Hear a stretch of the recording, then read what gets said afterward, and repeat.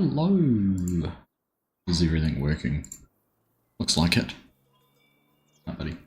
I remember how to do all this. Hello, everyone. It has been a while. I guess it's a little bit like riding a bike, though. You don't really forget how to do it. It's just the first few pedal strokes might be a little bit ropey. But yeah, hello. Nice to have you all here. It's nice to be back after a few weeks away.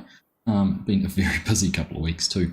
And I see YouTube's finally rolled out the top fans into the chat there. So we've got some 1s, 2s, and 3s floating around, depending on your interaction in chat. So I don't know if I like it. It's a little bit, I don't know what I think about it yet. Kind of, you do your three messages and then it sort of sits stagnant with whoever it is until you roll over an hour from what I've figured out so far. So yeah, I don't know, it's a bit weird, but anyhow, nice to see you all. Welcome along. Look at that, already 28 viewers in here.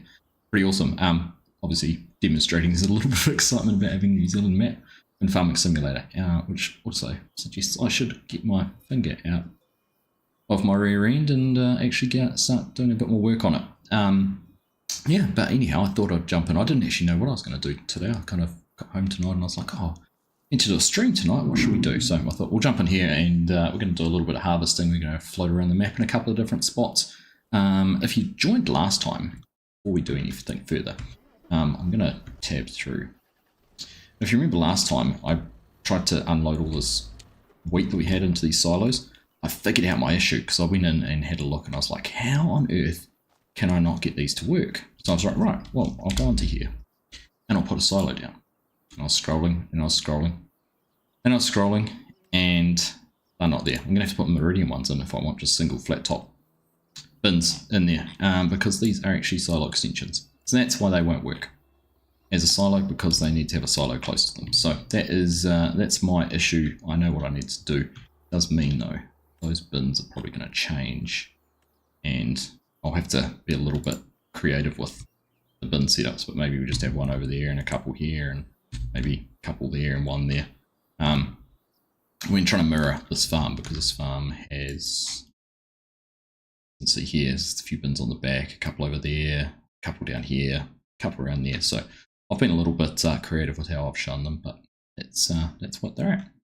It's also interesting actually, I thought I'd done quite a good job on scaling this, but actually you see where the tractor's parked and where I'm standing, that's actually still field, but again, being a little bit creative. Anyhow, let's catch up on everyone in chat. How are you all doing? I hope you're all very well. It's great to have you all here tonight. G'day Brock, was first in here nice and early, ready to go. G'day Daniel, welcome on. Kiwi Gaming, nice to see you too, mate.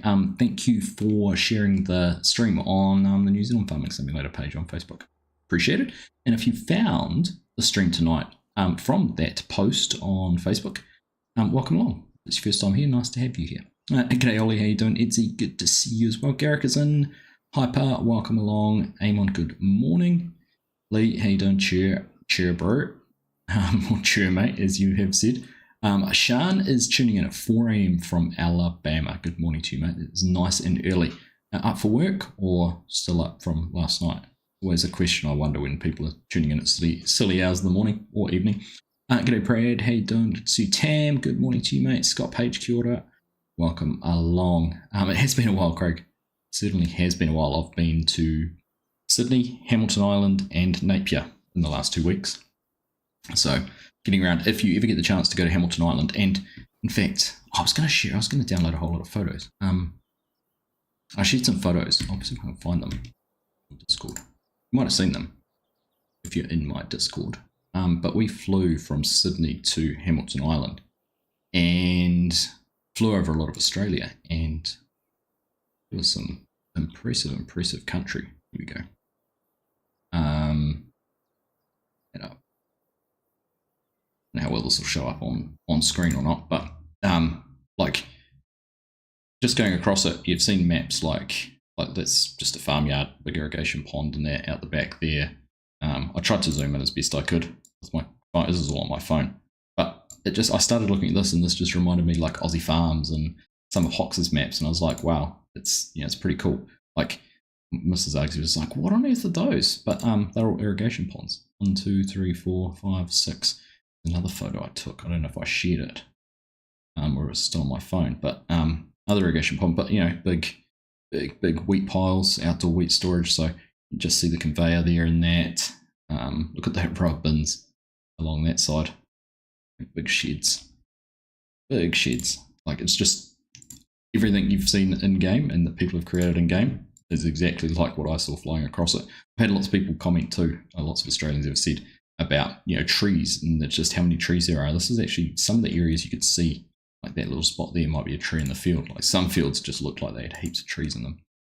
Others not so much. There's another big yard. I don't know what that is, but I was looking at Google Earth at some of this, and there was a ginnery, and this ginnery for cotton just had these outdoor yards where they stored all the cotton bales just outside. Maybe that could be what that is. In fact, I wonder if that is. But again, big grain stores. Could just be a big grain store.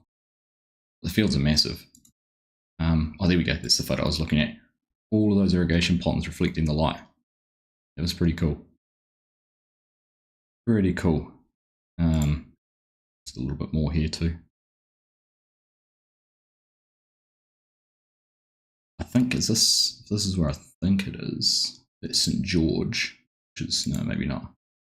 Some irrigation ponds. That's St. George. I think those irrigation ponds, I found those on Google Earth. That would be a 2 kilometre by 2 kilometre map from one side of the irrigation, from one side of the field to the other. So what would be each of those would be a 500 metre, possibly a 500, 400 metre pivot, which is 800 metres across or something. So yeah, anyhow, just thought I'd share that. It was quite cool just seeing some of the countryside. Big coal mine. Anyhow, that's not what we're here for. We are here for the farming. Anyhow, I got distracted. Catching up with everyone. Welsh Sim Farmer, hello, how you doing? Good to see you, mate. Scott, good to see you. Welcome along. Hey, Hanson. Morning. Nice and early for you. Bosun's here as well. Andre Grieve. G'day, Andre. Good to have you here. These 1s and 2s are jumping all over the place. Randy, how you doing? Good to see you. Hope you have a wonderful stream. Matt looks great. Off to work. Enjoy work. Hope you have a good day.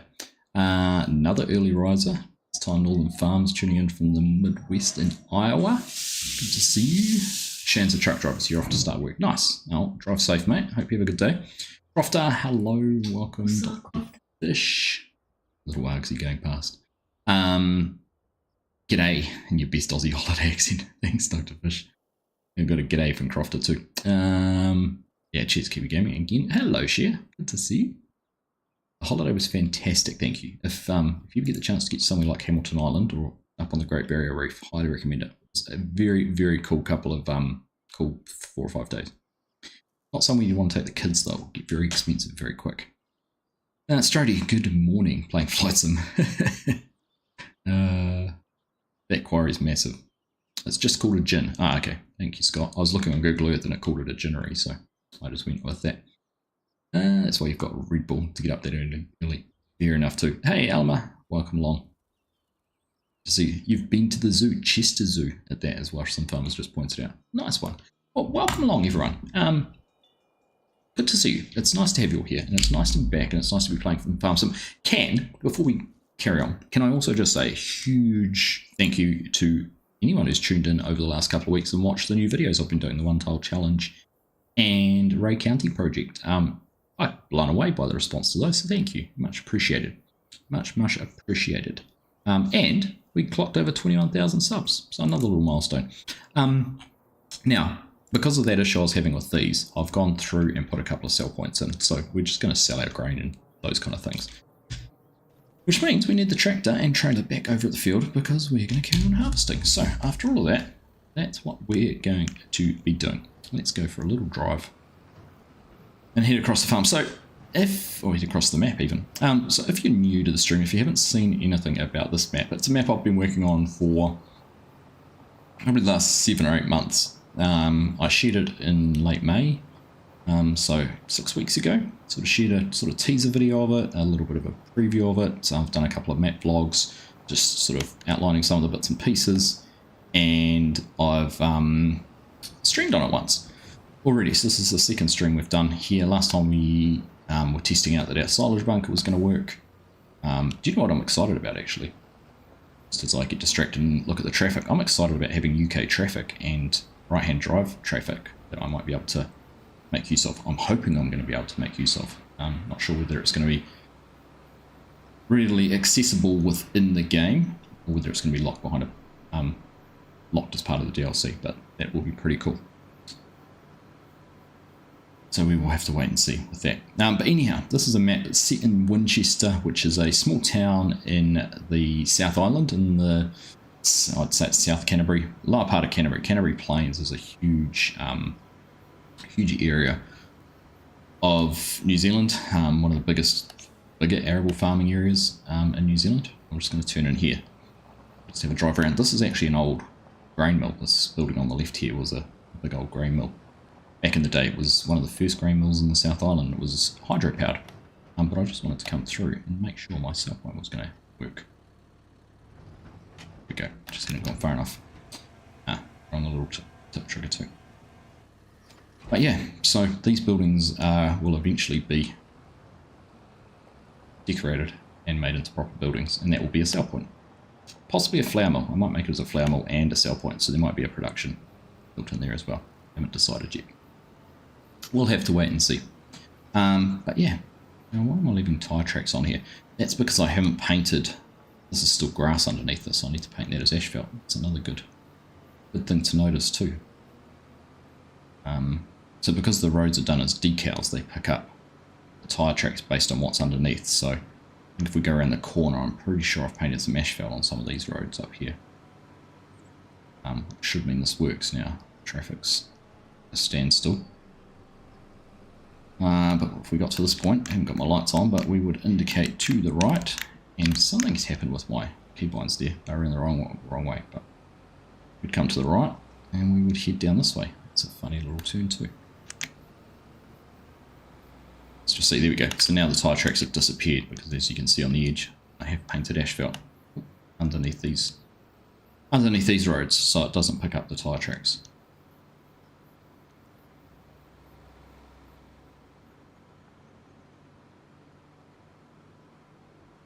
V's the energy drink of choice in New Zealand. See, Ollie, I'm a Red Bull person. I'd choose Red Bull over V any day of the week. But you are right, V does seem to be the preferred energy drink of choice in New Zealand. I've noticed this has been happening too with the traffic, as it gets caught with an overtaking vehicle, and it's I'm going to have to figure out how I can fix that. Right, now we should be able to sneak down here. There's a gate off the road, which we can go in through. Okay. Sneak in there. It would be a typical New Zealand gate, about that width. So that's what we'd be dealing with. Now there is a fence, I said last time, that should be between these fields, so a little bit of a work on for that one, but there we go. It's a little bit of a drive across part of the map, so let's get all that shut down. Jump up into this little beast and get doing a bit of harvesting. Not the only one that takes pics of farms and fields from this guy. Oops. Do you know what I really... Farm Sim's ruined road trips for me, because I spend the whole time looking at parts of the countryside and going, would that make a good map? Would that make a good map? Would that make a good map? And trying to think how it would work out. Quite funny. 10 foot or 14 foot wide's the norm. That's about right. 3 to 4.5 meters, 4.2 meters. Somewhere around there. Don't rush at too many unfinished maps at the moment. Thanks, Crofter. Not planning on rushing it, I do want to do a good job. I feel like I'm in a better frame of mind around Farm Sim now. That's sort of getting into a good routine. So plan is going forward, do a couple of streams a week, have the Ray County project, whatever we do with FSG, the multiplayer stuff, and then just plot away with the one tile challenge. The one tile challenge was fun. I really enjoyed making that, because I'd just sit down and, much like we do when we stream, I'd just play the game and record snippets here and there, and then do the voiceover and record the audio later. So I didn't have to sit there thinking about, you know, what would the end result be quite the same, because it's just, you know, 5-10 seconds of activity as you go around it. So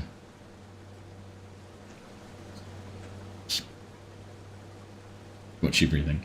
Yeah, it was a bit of time went into the game. It was, but like I said, because I was enjoying it, it actually made it really easy to enjoy doing it. Now let's just see. I think I had a hired worker on this last time, which will explain why I missed that a little bit. Let's just tidy it up.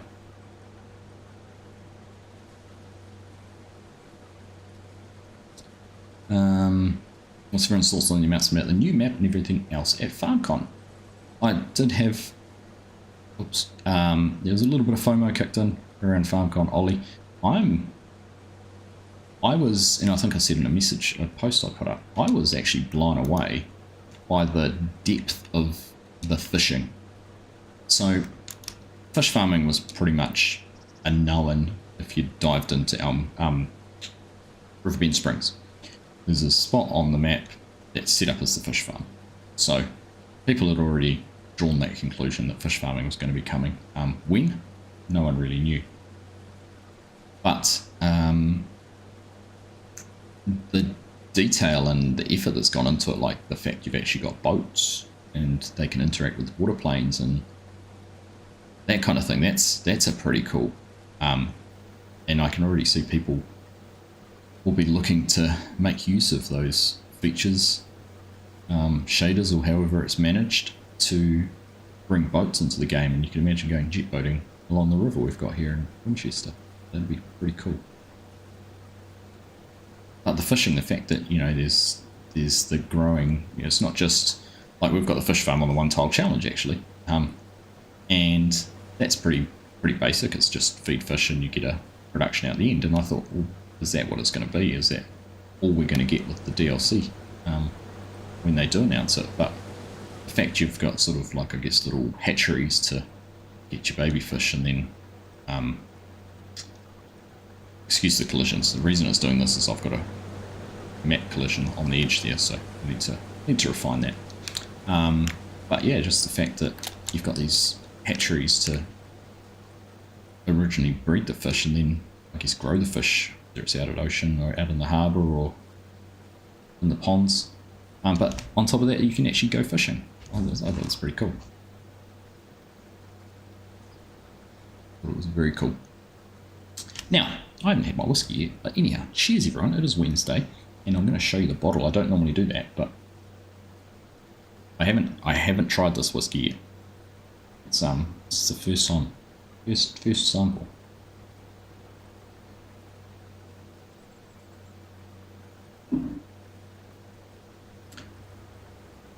Interesting. There's almost a porty sweetness to it.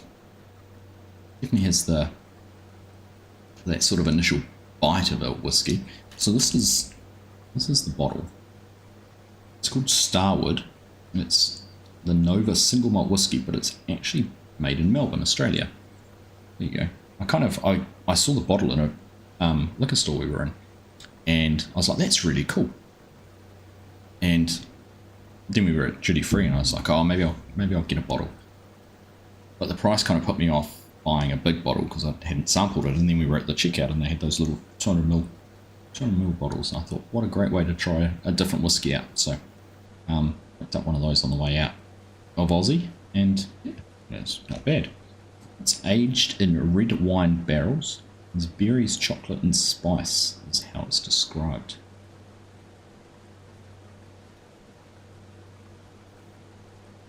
Interesting taste. Very nice. Blind whiskey pairings. Well, I default to getting, so this time, on top of that, and I was talking about it. Sure. So you all know Aberlour is one of my favourite, but I've never had this before. It's the Suthain, Suthain. I'm always a fan of anything that's been done in a sherry cask. It's a double sherry cask Solera. But it's not one I've tried before, so I'm looking forward to trying that. But I also almost feel I know what I'm expecting when it's something like Aberlour, which I'm familiar with. But this one, yeah, an Aussie one was a little bit different.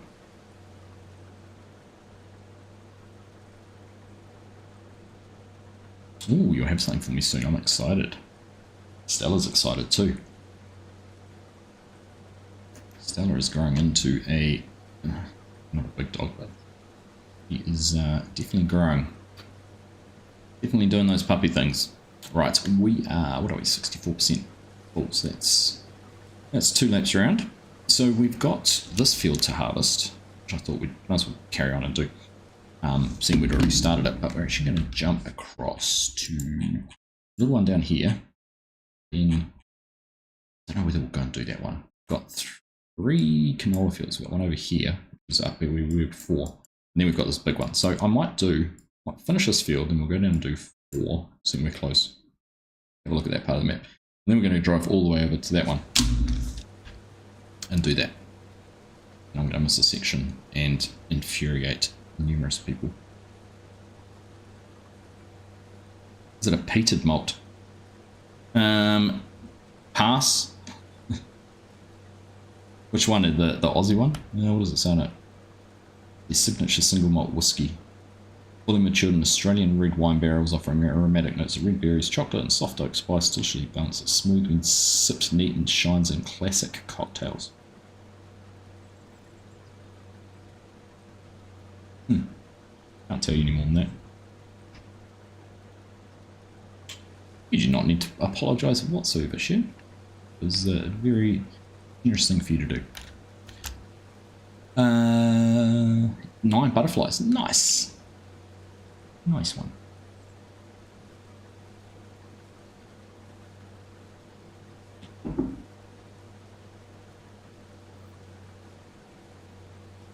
G'day, Ken. How are you?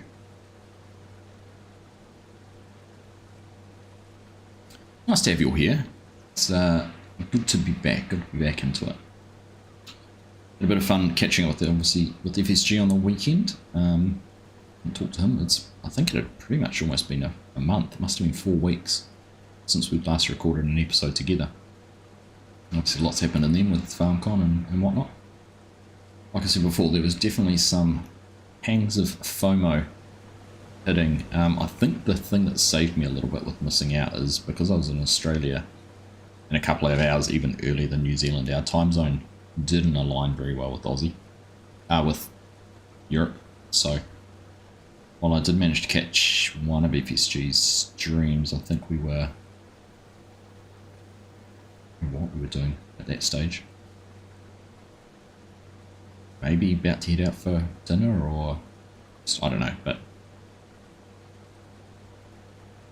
it helped offset that FOMO a little bit. Looked like a cool place, like a pretty cool place.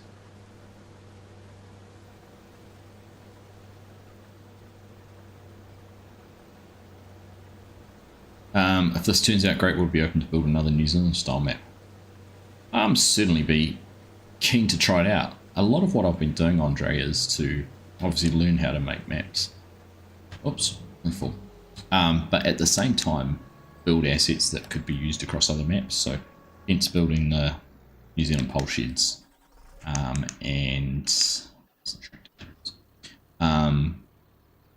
the pole sheds and the bulk bunkers, and what else is there? Those are the main 2, but I've been working on some fences. So while I've got these sort of 7-wire closely placed post fences at the moment, my intention is to have a custom fence, which might be, I was hoping to have a batten fence, but the batten fence isn't working how I hoped it would. So we might just go for a 7-wire fence. I might still have the batten fence, but it won't work as a fence on its own. It'll have to be stepped. But I was actually, when I was driving to the Hawke's Bay on the weekend, I was looking at some of the 7-wire fences in the hill country, and a lot of them actually, the posts slope. So there's a diagram. The hill's going like that. The posts are actually like that. They don't stick up out of the ground like that.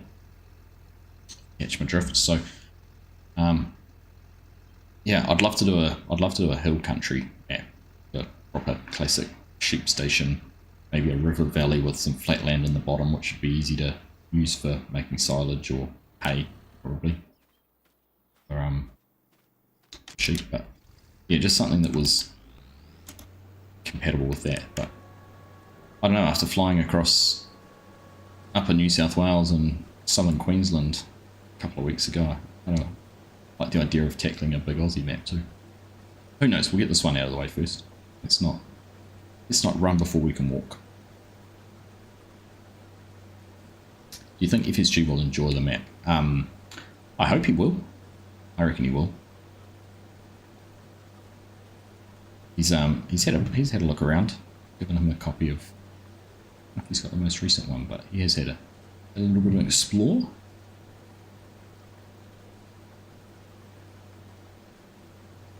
Who knows? Maybe the herdsmen will have enough of Ray County and pack up and come to little old New Zealand. Simulator YouTuber, how you doing? No, this is a standard 2 kilometre by 2 kilometre map, because I have every intention of making it available to console players. Right, which way? It's not square anywhere. Probably this way is going to be the best way.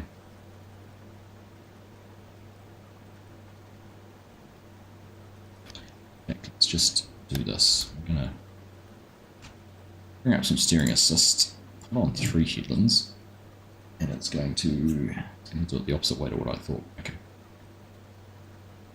That's fine. Let's chopper open.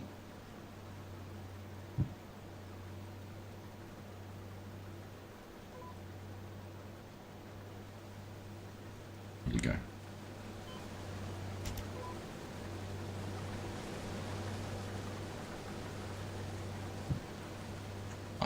Nice old machine this.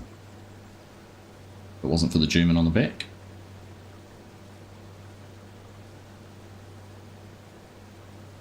It is nowhere near being with Giants Simulator YouTuber. There is a lot still to do. Not least of all is the map border. Needs a whole lot of work, but there is still a lot I need to do. My hope, in fact, do I still have a try? I'm gonna have to look now. I thought I'd created a command. Nightbot, let's have a look. Command.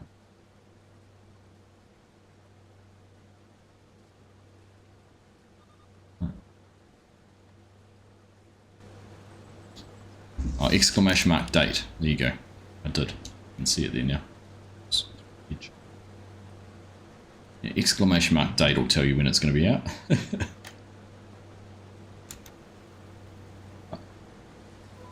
I have every intention of having it before the end of this year.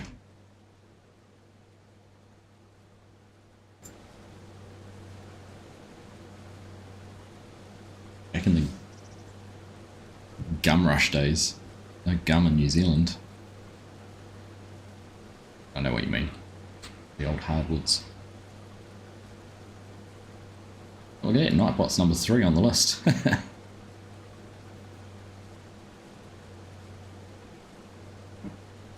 Go Nightbot.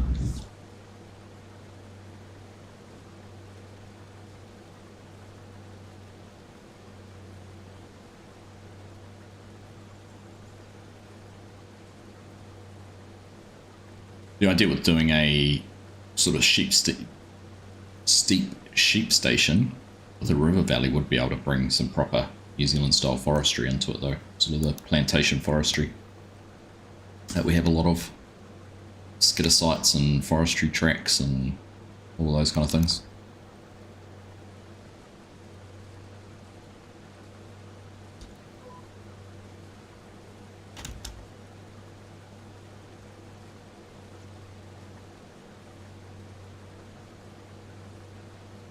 No yellow school buses in New Zealand either.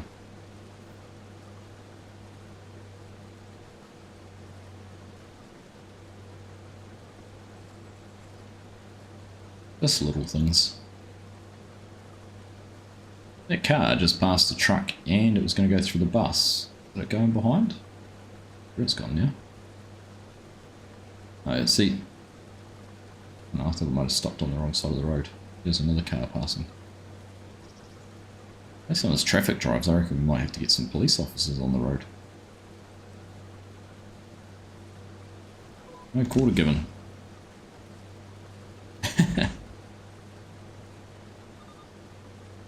there is a few spots where you can safely ford the river.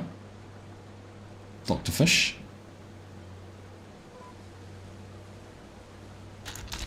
There's where is there? There's a spot down here, so I think in the actual map. Look in, where was it? I'm just trying to get my bearings. Spot in here somewhere where it looked like they might cross the river, so I've got a space in there for a river crossing. She might be down here. And then there's a stream, this stream here, there's a couple of spots you can drive through the stream. Again, it looked a little bit like there, I think that might be a little stream crossing. A couple of spots there. And then up the top of this stream through here somewhere. Another crossing. Just to try and link things up. Oh, the amber for making varnish, right, getting the gum out of the trees, not the gum trees. I comprehende now.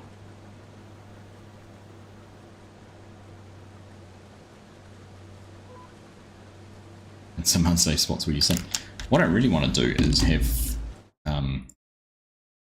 along the river, have used Terraform and actually define the areas for gravel extraction out of there. Maybe sneak in a little bit of gold somewhere or something, I don't know.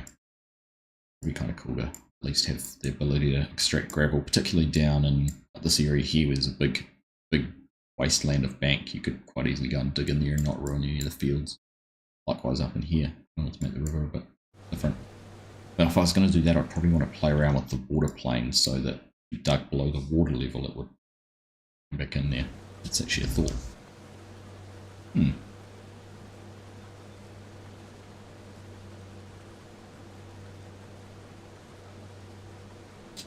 On dates, you had a forced Microsoft Office update today at work where it forced closed Office apps on me. When I opened Excel back up, it asked me if I wanted to restore my most recent save from January 1601. Oh, were you responsible for the Declaration of Independence or something, Garrett?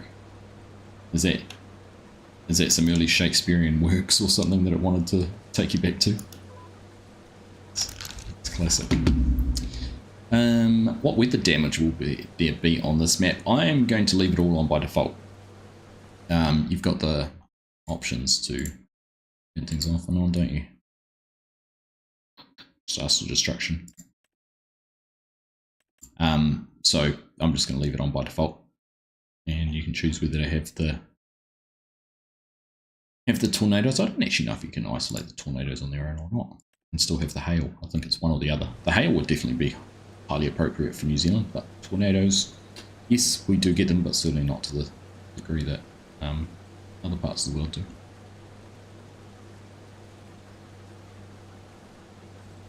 It just popped into your head. Funny what pops into your head, right? Do you have much control of the traffic elements in the map making process? In what regard do you say, Amon? So the traffic's defined by a spline, so I have to draw the spline to show where the traffic goes. So I can control what roads, what horses, what routes it takes. So yes, there is quite a bit of control in that sense. The actual vehicles I use, yes, you can turn ones on and off, so I could have it all just one type of car if I wanted. If I don't want to have like this is the postal service vans driving around, I could get rid of them. Get rid of the yellow buses if I wanted to. I could keep dump trucks on that. If I had custom vehicles, then yes, you could add those in as well. So there's a decent amount of control. I think you can even adjust the speed in that. So if you had a road like this, which is technically open road and 100km/h limit, I think you could, I don't know whether you can do it globally or just by the areas, but you see there they just go in at the moment, they just go and turn around. There's a loop on the spline at the end there, they just go and turn around on that. That's frustrating. They're close to being finished.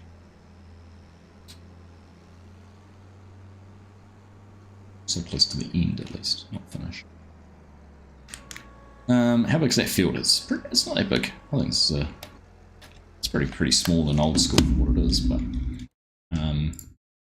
this field is 7.6 acres. Then we're going to go over to a 3.38 acre field. And then we're going to go to a 5.23 acre field. And then we're going to go to a 32 acre field if we get time. So some variety and variance. So probably pretty good size for this size field and for the first 3 fields. Maybe not quite so for the last one. Not sure I used Excel though. Be cool using the watercourse for something else. Yeah. That's all right. Kind of what I was thinking too, and I know obviously there is that function within Terraform for being able to define within a map what areas are what, so I thought, hey, let's see if we can make use of it. Just have to double check that by doing that you're not limiting the console compatibility of the map, that's all. Alright, let's chop this a little bit out. Simulator YouTube. You wash your mouth out, put kangaroos in it. New Zealand. Yes, we do have wallabies in New Zealand and they are a pest. They are shot on sight. They are eradicated. But we don't have kangaroos, thank goodness. Same as possums. Possums in New Zealand are a pest and Australians love them. Figure that one out.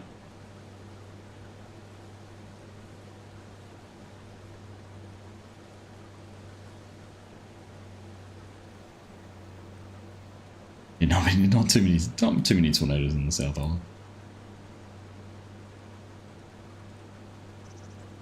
I've told the story before. We had one on the farm back in 1993, 94 maybe.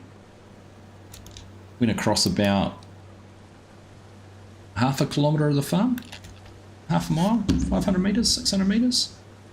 Probably even further than that. Might have been a kilometre by the time where it started. Broke some trees, snapped concrete fence posts off right at the ground. Ripped the roof, well, actually knocked down a couple of sheds, an old pigsty. Ripped the roofing iron off that and flung it 100 metres away and drove it a foot into the ground. I think it went about that far into the ground.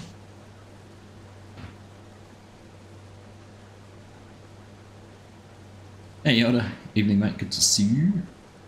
Kangaroos are a pest there as well, Scott.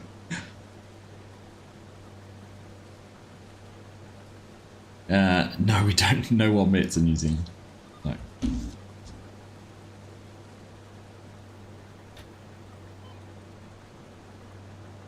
Funny shaped feces.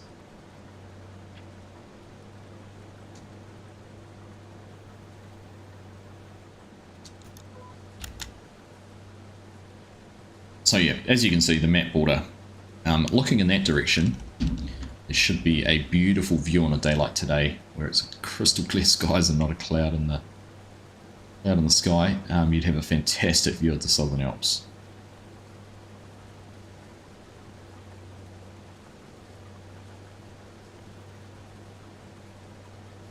Wombats are tanks. Yeah, I think I'd rather hit a kangaroo than a wombat. Hey, Fumson Bob, I know. Yeah, that's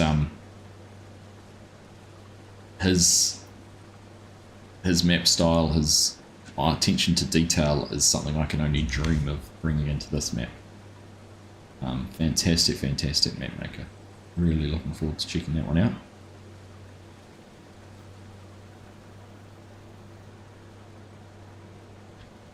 I've always wanted to do a proper big scale winery,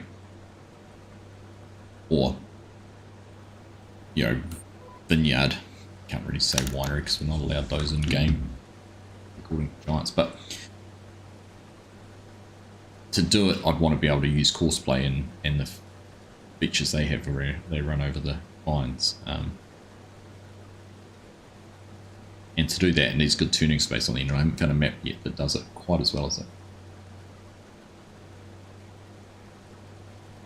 Grape juice. That's the one.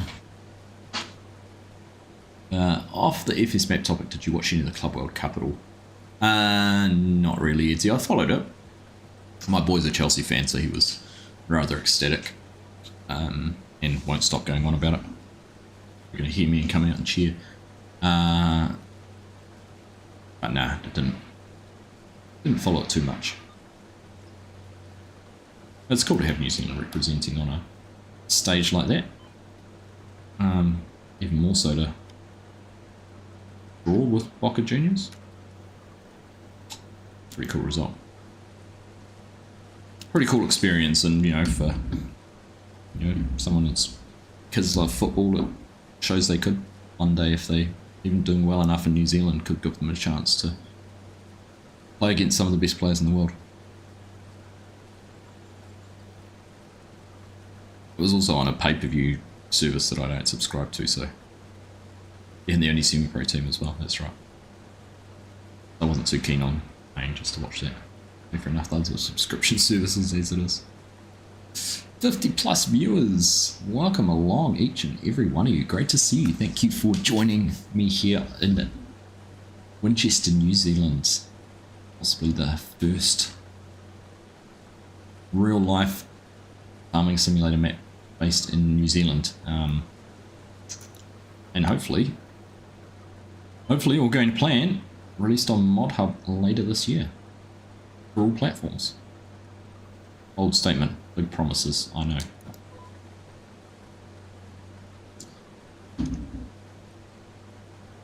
That's the plan. That's the plan. So thank you for joining. If you're only just tuning in, make sure you drop a thumbs up and hit a like.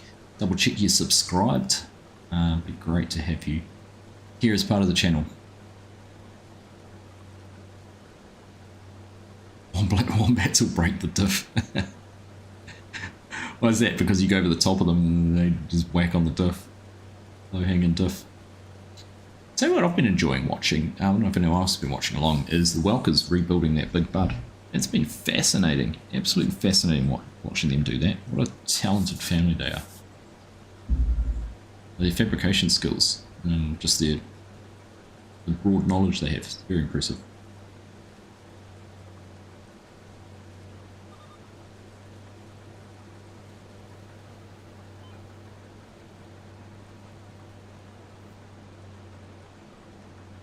So the other thing is, you can see I'm going to try and tweak that. I need to get the map border.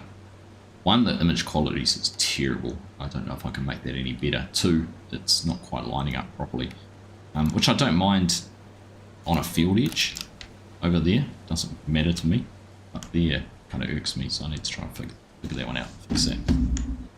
We'll just look this way instead. You can see trees and pastures and things like that. Hey Philippa, how you doing? Thank you very much for supporting the channel and becoming a team member. Thank you, thank you.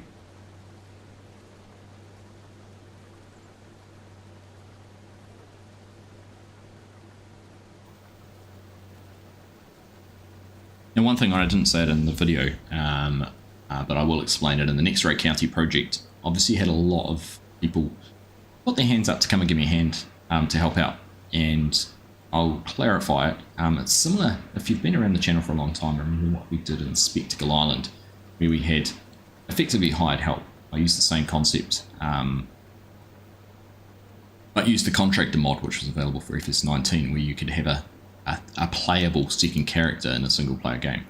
So same idea, is anyone whose name is chosen will be just hired help effectively, but I'll, instead of referring to hiring a helper, I'll refer to them in the first name.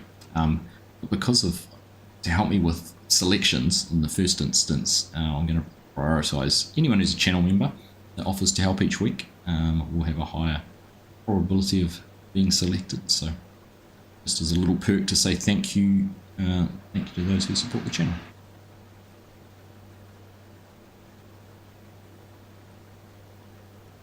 Vehicle ain't high enough, you're pretty sure it's only played in their ass combined with them muscle being tight. It's like hitting concrete. They do look like just little poo bunkers, don't they?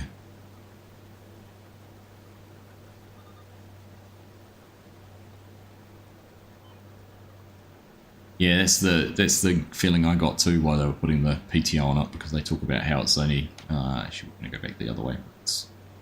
we're close to being full, so let's just run down this side. So we're closer to the trailer. Yeah, definitely they've described having a PTO as just being used intermittently, which would be consistent with the green car.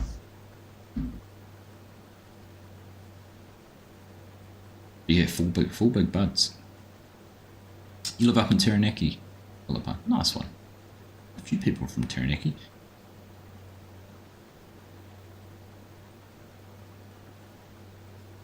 Now, any Kiwis, anyone from New Zealand, you have to keep an eye out in the... Probably won't be for a wee while yet, but I'm going to put a post out probably everywhere I can, Facebook, YouTube, etc. With a survey, because I'm wanting to canvass the Kiwi contingent on where you're based and how far you'd be prepared to travel to go to a farming simulator type event. If I was to organise something, I've talked at length previously about organising something around field days, but wouldn't be quite on the same scale as what the UK team have been doing with llama and that sort of thing, but I'd love to do something similar. So keep an eye out for that. I'll certainly make sure I publicise it and spread word far and wide, but there's a opportunity to do something. I'll definitely look to do something I've been wanting to do for a long time. So we've talked about it numerous times, but I think by having that sort of data backing it up and supporting doing something, could even possibly, as I have with llama, we'll chat to Giants and see what they can, if there's any support they could offer. We'll wait and see. I have not heard how they defend their burrows, Scott, and I'm looking forward to you sharing it with me. Right, let's... I wonder, let's go and put this on a helper and see if they'll finish off some of this, and we're going to go and run our way up and see if we can unload.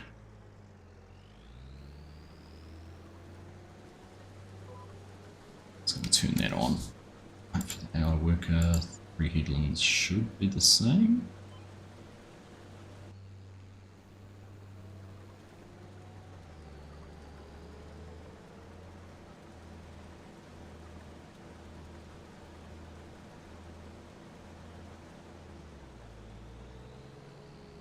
Sort of palmies you don't have a big drive.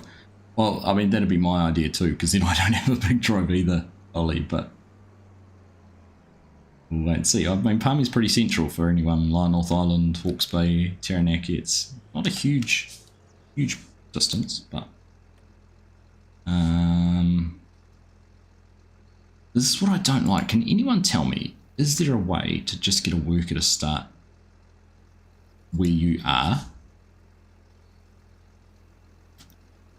If I just want the worker to carry on and do this, but actually,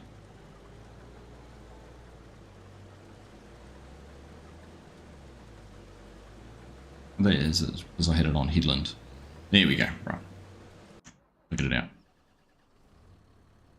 Perfect. Right. Let's go and run this down. I'm going to take this to the other sell point I've got set up. Go and have a look at that. Right, can you play on mobile? Unfortunately, no, this is the PC version. See, overtaking cars. Need to fix this. Skoda drivers, look at that. Typical Skoda driver. Beacons on, safety first. Right. Little tickle along the road. Do you know I was almost going to turn out and go on the wrong side of the road then? Would have been embarrassing.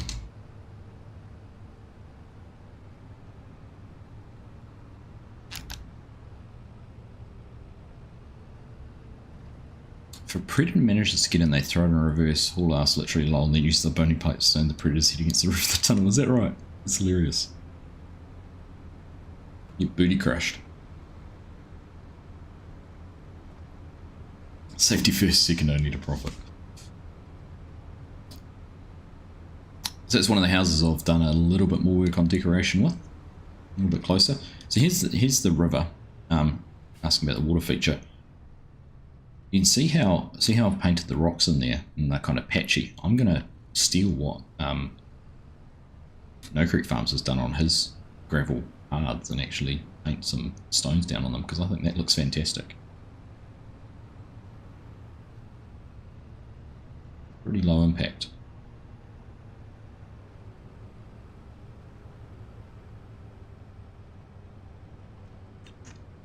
Anyone else is overtaking? Did you taking life into your own hands?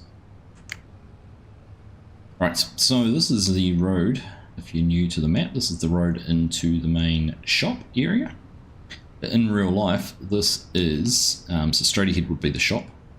Just go for a little drive down here and I'll show you. This will be access into the shop. In real life, this is called Rata Farm Equipment. So Rata manufacture things like bale handling equipment, grabs, bale grabs. They do some small sort of harrow equipment. So this is their production site, manufacturing site, but I've set this up as what the shop will be.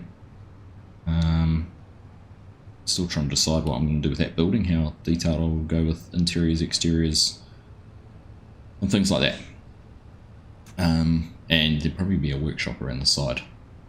Get to that. Possums can be...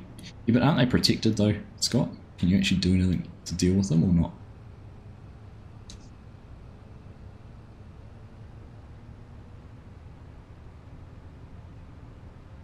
And then, basically, heading down this way, this is actually access, and so we've got some fields and that along here. I should just access straight in off this. This is Barker's Jam. So they is a distribution warehouse for a jam manufacturer based down in this part of New Zealand, Barker's. And I won't have a sell point just sitting here like this. Because it's not what I want to do. Now I just want to, when do I press control? Or just you. Okay. Just so we can dump it out a bit faster.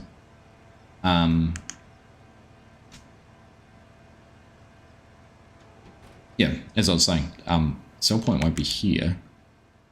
What I'd like to do with this is actually have one of the warehouses over yonder as a drive-through warehouse and actually tip in the middle of it.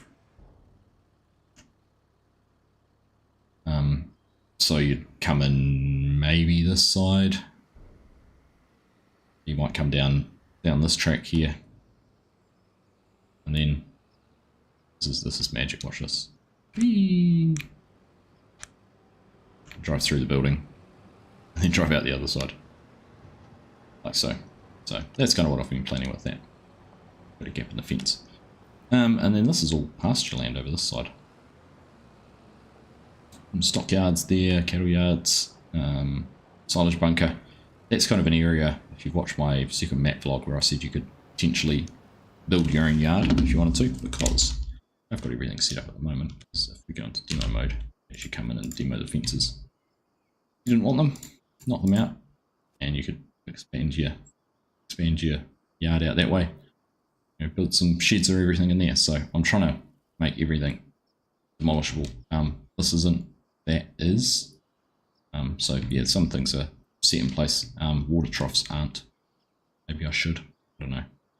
I don't want to put too much in the placeables. It's a lot of bit of work to get it in there. But yeah, the whole idea is that could be reconfigured as a farmyard area. So why did I set this map in the South Island when I live in the North Island? It's a good question, Russell. I had some friends moved down, or some neighbours moved down there, and they set up a farm, and I was just looking one day, and I don't know what captured my attention. Well, I do know what captured, I'll explain it, but I've looked numerous times about doing a farm basically based on our family farm, but it just doesn't have anything, if you know what I mean. It's a whole lot of probably 3-4 acre fields with a central race and a shed at the front, and while it's, you know, that's what the farm is, and I wouldn't be pretending anything, to me it just didn't have that playability. Whereas this map, this location is so beautifully divided by the river. So you've got sort of, well, it's divided by the town and State Highway 1 as well as the river. So you've got this side which is kind of, you know, more of a mix. It's going to be set up with a dairy farm. It's got grass fields. It's got some arable fields. It just had such a nice variety of area. And then the other side of the town is big arable farms, you know, 40, 50 acre fields. So that whole variety captured my attention. I like having a town in a map, although I'm regretting that just because of the amount of work it's going to take to get the town detailed. But I like having the town in the map, and yeah, it just seemed like a good spot. It's flat, it doesn't have a huge amount of contouring or anything like that, and I just thought this would be a reasonably simple place to detail. That was the main reason. Now, I'm going to just have to drive through here. See if I got crop construction turned on. Do. It's okay. In a blind eye to that. Technically, you're not supposed to. Yes, there you go. Cultivators are always first spreaders. That's what radar equipment. Yeah, a lot of things. Looks great even if not finished yet. Thanks, Kim. Much appreciated. Thoughts on bringing back the mower? It's interesting. It's fascinating. If the technology's there to do it, I'm not against it, but it just opens up so many avenues for being used inappropriately. Like, it basically says Jurassic World, it'd be possible.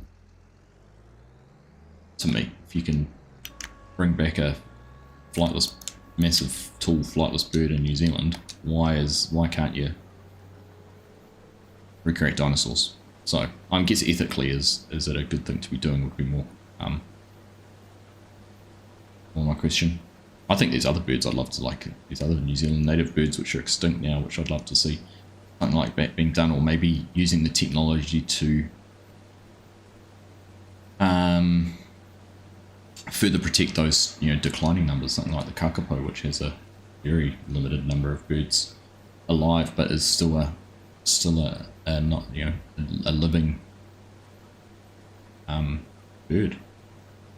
Why not use the actual DNA they have access to rather than trying to extract something out of something dead? Yeah, it's an interesting topic. Interesting topic. I guess the other thing is, if it's not done now and not done by someone who might have best interests at heart, you know, who might do it, and what might it be done for?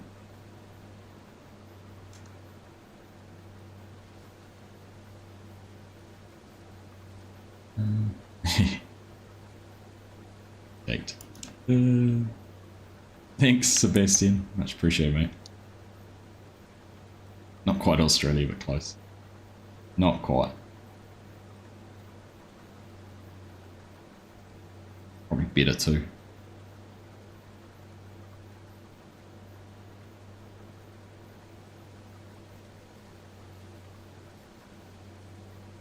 Well, I'll tell you what, if this map doesn't get you to play FS25, I reckon Kinley, the Scottish map, well, that's looking beautiful. I mean, if that doesn't give you southern New Zealand high country vibes, then what would? Family's good to share. Mrs. Uggs is away tonight. In fact, she was just messaging me. She's been away in Wellington today for meetings and staying down there overnight.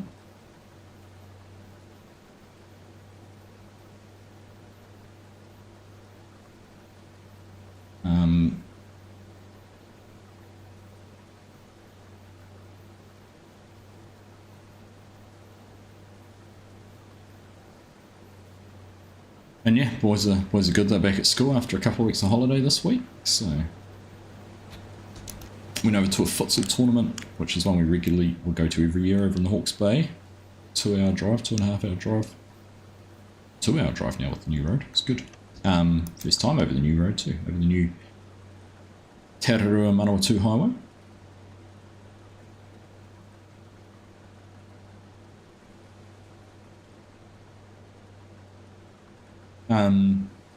Yeah, no, they both did well in that. The team I coached, which had my youngest son finish, we lost a semi-final, which is a little bit disappointing, but particularly we were 2-1 up. Halfway through the second half, ended up losing 4-2 to a better team, to be fair. Who then went on and won the final quite comfortably, so I'd tell myself we were the second best team there. The Haast Eagle, that would be scary, Scott, to see that. Hey, no worries, Russell. No worries. They'd be big drumsticks. And see, that's the thing. Like, the temptation would be too much, right? For someone, the temptation would be like, look at the meat on that thing.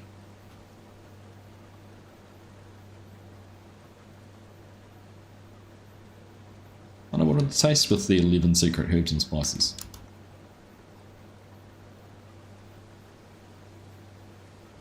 You're okay with it as long as it's animals, humans are responsible for the extinction of. That's a good way to look at it too. Hadn't thought about it like that. Yeah. We went round when dinosaurs were extinct, so we don't want to bring them back, but things that were extinct have become extinct since we've cleared land and urbanised areas, and it makes sense.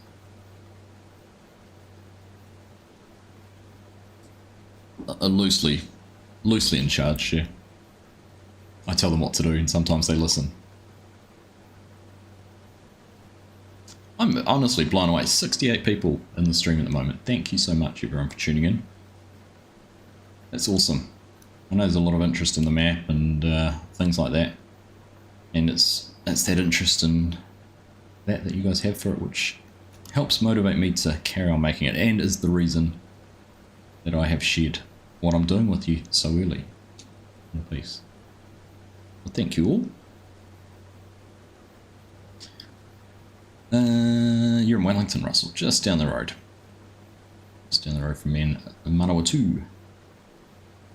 Cancel when the mouse will play. Kids will play up. It's all pretty civilized.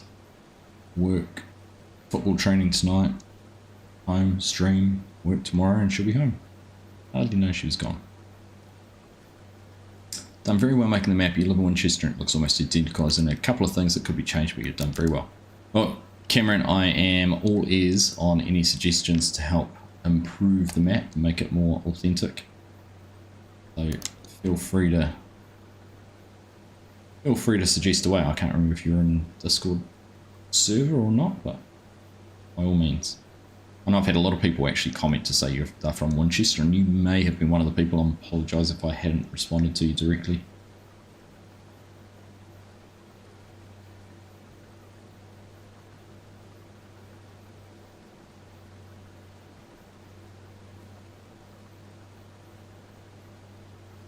Hey Bender, how you doing, buddy?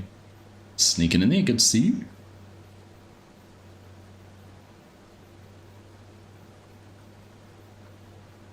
Gonna see if you can get on Southern Pastures on 22 once you get pieces. Southern Pastures was a cool map, I like that. I was a big fan of Southern Cross Station by Hawks as well, so the fact that Southern Pastures sort of followed that. And in fact, some of what Smith's Gaming? Kiwi Gaming, you'll know. Dude who made Southern Pastures anyhow. Some of what he did with that, with some of his farmyards and that, sort of gave me a little bit of inspo for this. Another Wally lad.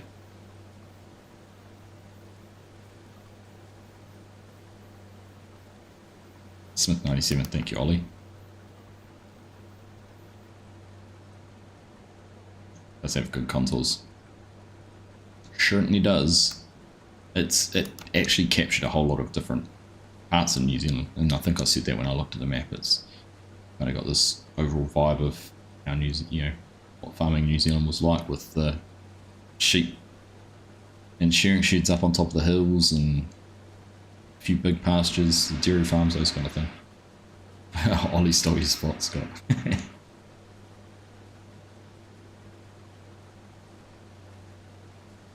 Fight.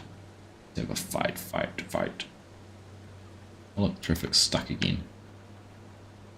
One thing I think I might do with the traffic is actually send it further down off the edge of the map before it turns around and comes back. I don't know if there's a limit on how far it'll go, but see if I can do that.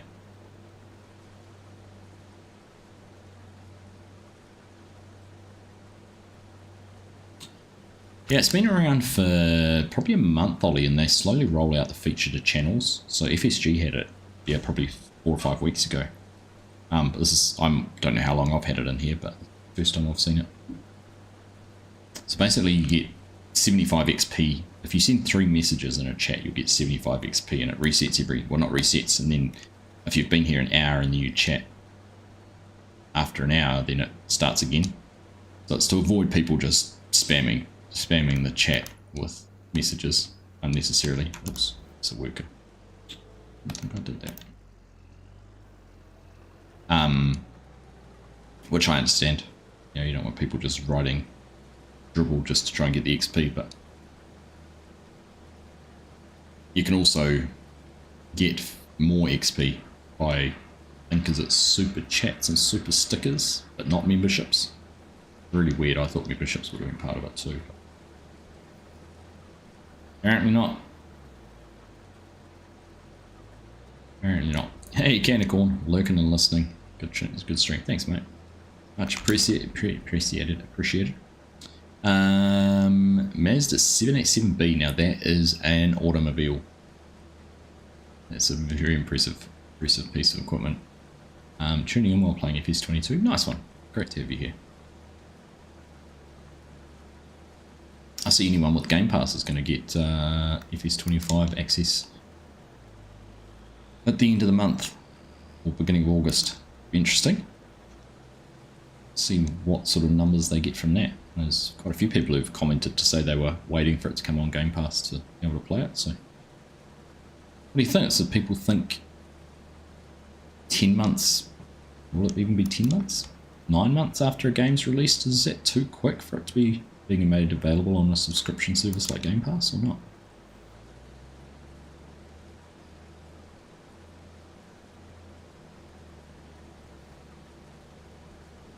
You bought a game 10 months ago and it had been a fractious release with beset by issues. Would you be disappointed that people get it for free just as it seems to be turning the corner and becoming more reliable? I don't know.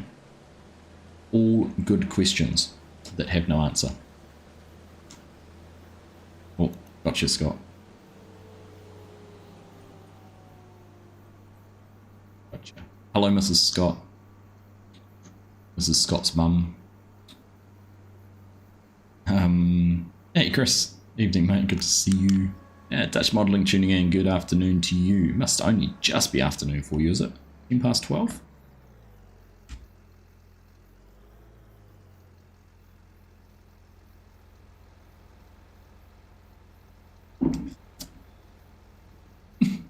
See the traffic. So bonkers. Let's try and see what that car was. It almost looked like an Audi A3 or something. She says g'day. Nice. Correct. Right. Here we go. Just afternoon. Oof.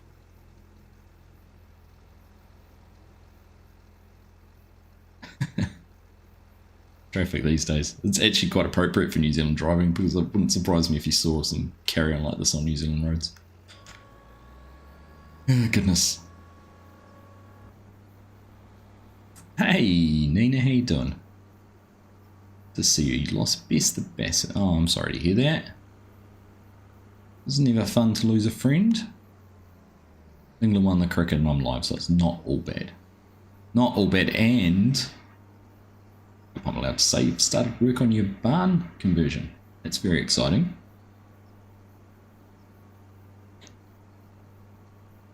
Was Southern Pastures and Mod Hub on 22? It was not. You'd have to find it through Smith's Gaming's Facebook page.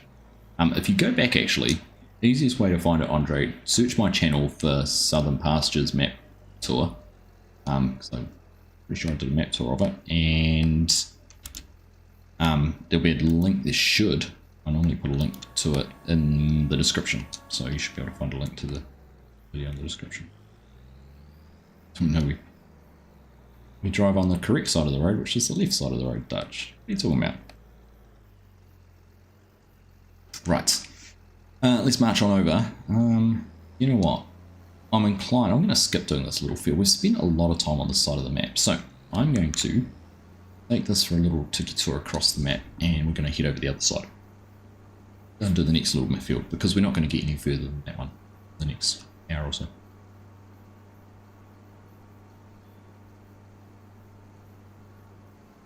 Mazda, is FS25 worth the upgrade? I think as... I was the perfect time for new players to start playing. I think a lot would have returned the games they'd played it soon after the release and try again. Yeah, 100%. As I was just saying, in my opinion, it's just getting to a point where it's more complete than it was 9 months ago. There's some certain aspects of it that weren't really, honestly, that weren't really up to scratch, and it's taken them a wee while to sort out. But I think, you know, largely sorted. Mods are definitely starting to flow through Mod Hub a lot quicker now than they were early on. It's just a whole lot of benefits. But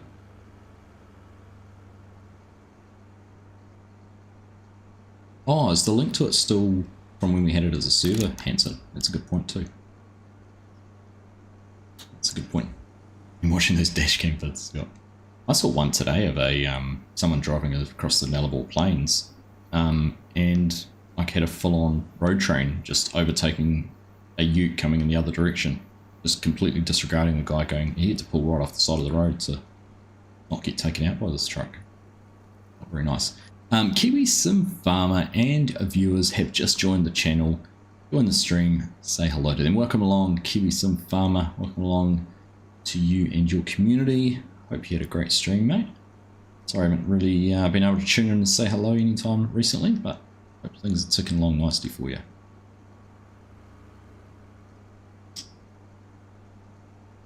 Any plans for a traditional Māori village? Not in this map. No. It's not a huge Māori population, and like the tribes are quite spread out. Certainly the bigger focus is in the North Island. It's the train.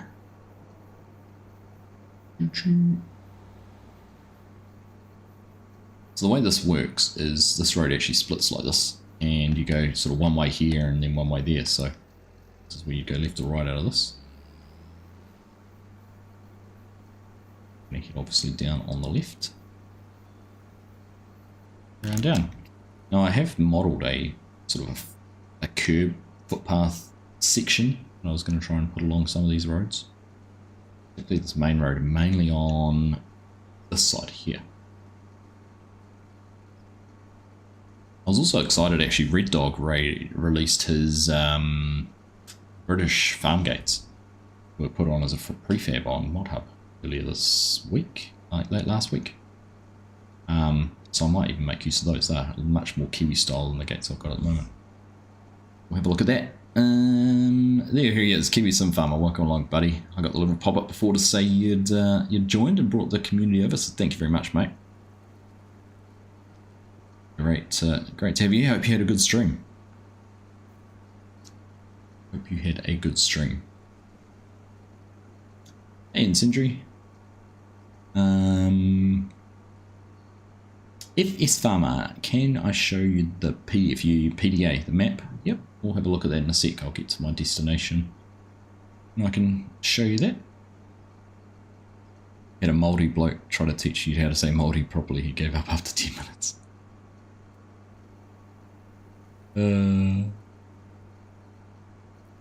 Not Ollie. Take care, mate. Good to see you. Nice to be back. Nice to have you here. See that road there. This one is much better in terms of being centered on the map, but still not perfect. A little bit off.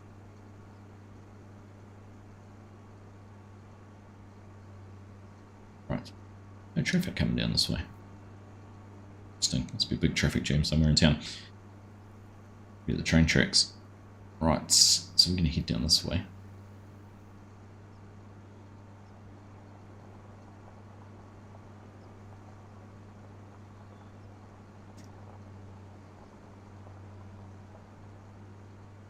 Mrs. Argsy is, she's Māori, and Ngāti Kahungunu is her iwi. She's always on me to make sure I'm getting my pronunciations correct. It's good. It's good. Crikey. Kiwi Sim Farmer brings his team in here, and we're now sitting at 80 people watching the stream. Thank you, each and every one of you. Amazing to have you here.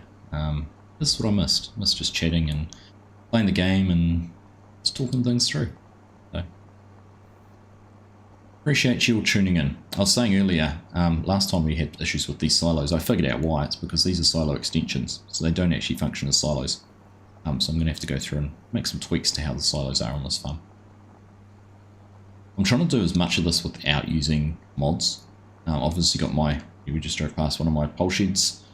I might even replace that shed with a pole shed too. And my bulk bunkers. But I'm trying to use as much base game assets as I can. I don't want to have a whole heap of downloadable mods. You know, I don't disagree with having downloadable mods, but yeah, I'm going to avoid doing it. Right. Let us... This bit of grass in here is actually a big scrapyard in real life. Well, it has a whole lot of scrap. It's not a big scrapyard, but there's a whole lot of scrap in it. So I'll show you that map in just a second, Beast Farmer. Now, here's a question for you all. I was asked the other day by someone, do I know any South African farming simulator content creators? Now, Farmer Bob obviously came to mind initially, but is there, do any of you got any suggestions? Know anyone who, or familiar with any South African streamers, content creators, Twitch, YouTube, any of those kind of people? It was an interesting question. I sort of, there's a couple that came to mind and I couldn't think of them, so it'd be interesting if you could, or if you did. Right, so this field sort of weaves around down in amongst the streams. This is kind of a unique little thing. It's got two streams, and let's have a look. I'll show you it on the PDA.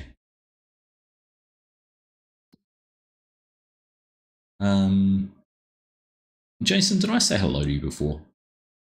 If not, I apologize. Hello, Jason. Great to see you. Good to have you here. Would I have flown anywhere near your house going from Sydney to Hamilton Island? Because we flew straight up over the Blue Mountains, kind of over, you know, where Richmond is. It's the Air Force Base there. Pretty much right over top of that. We went right over the top of St George, just in the southern Queensland.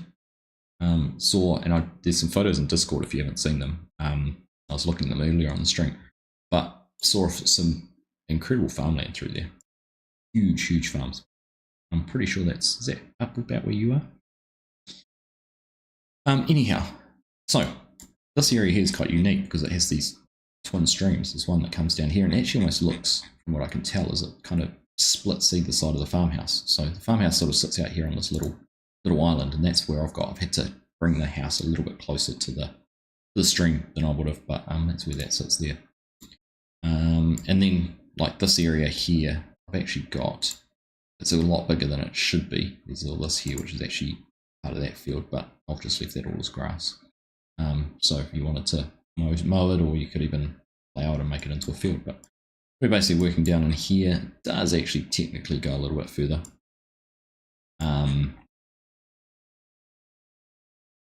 But yeah, this side of the map, so if I zoom right out to give you an overview of the PDA. So this side of the map, the right hand side, bigger fields. The biggest ones down, oops. Yeah. Biggest one down the bottom here is, I'm press visit, 75 acres. It's the biggest field on the farm.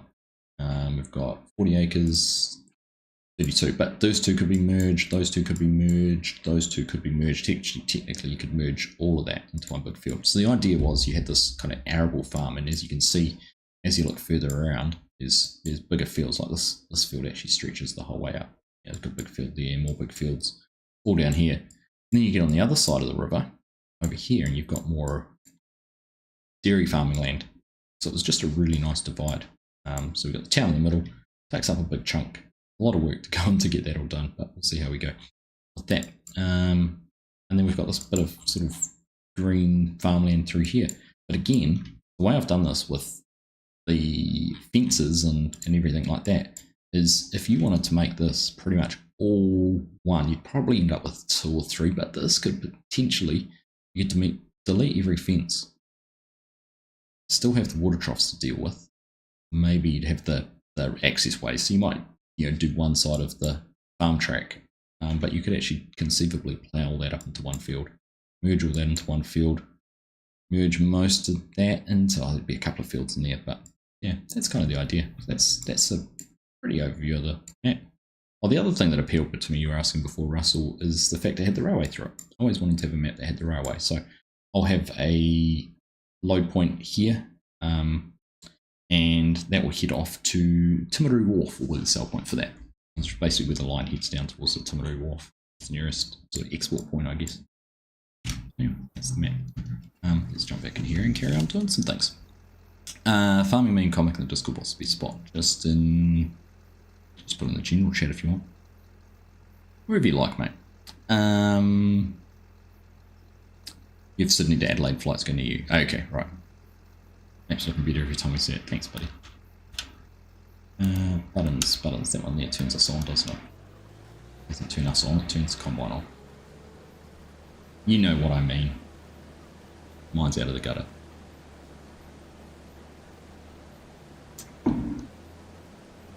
Now, I showed people this earlier on. I know there's a few more of our Aussie friends, but this is what I don't normally show you what whiskey I'm drinking. I just talk about it. But this is the bottle, what I'm drinking tonight. Oops, stop before we go too crooked. See where it's made? Made in Melbourne.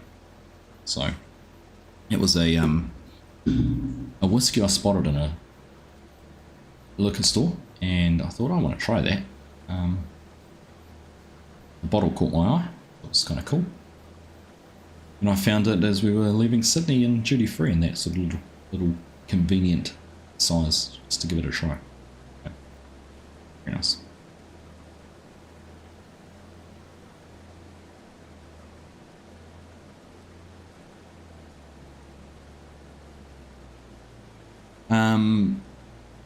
Any custom crops that are grown in this area, they're not part of FarmSim currently. Not that I know of, Garrick. There's quite a bit of root crops done down here, so potatoes are a big thing.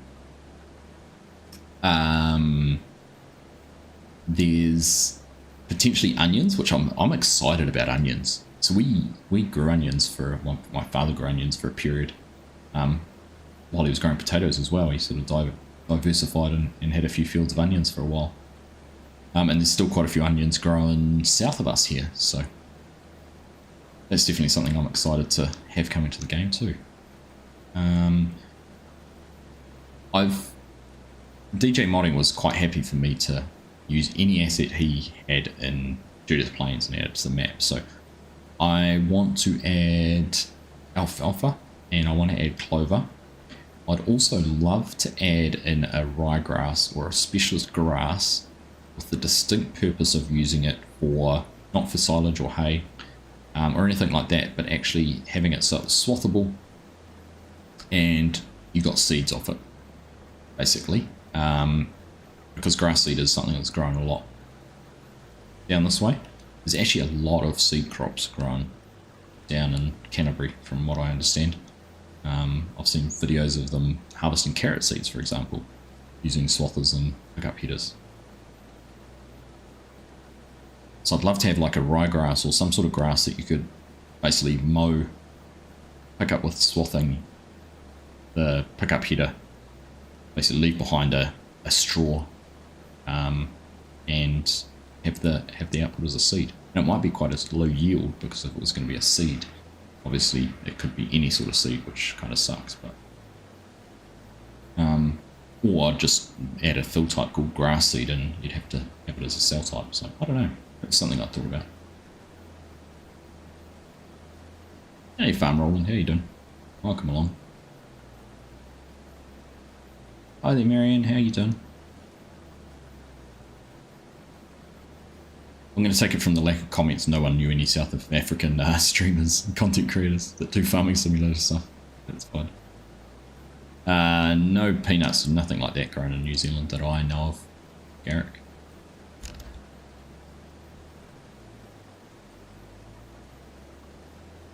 Like number 50, were you Marion? Well, thank you very much. That's awesome. Much appreciated that. Snuck up on me. I hadn't noticed. 94 people watching. Holy moly. Thank you, everyone. Great to have you here. Here we go. Cameron's onto it. Cameron's a local. He's from Winchester, so he has all the inside knowledge. So I was right with onions. That's the only other crop that's grown in Winchester that isn't in the game. Nice. I've also wondered if there's a way, because New Zealand uses fodder beet as a feed, like a feed, break feed crop for animals. So basically, when I say break feed, you'd have a field set up and then you'd strip feed them across it during winter. I've wondered if there's a way you could implement that. I don't know how. And this is where I get carried away because I have all these brainwaves and going, oh, I wonder if I could do that. I wonder if I could design a New Zealand cowshed, a herringbone cowshed, and make it a placeable.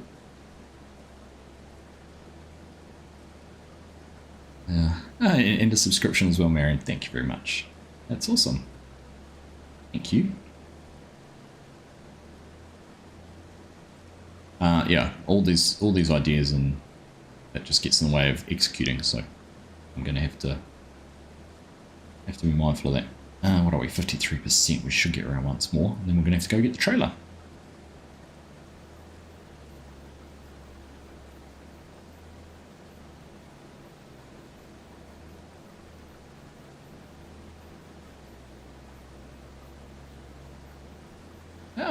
There we go. Thank you, Russell.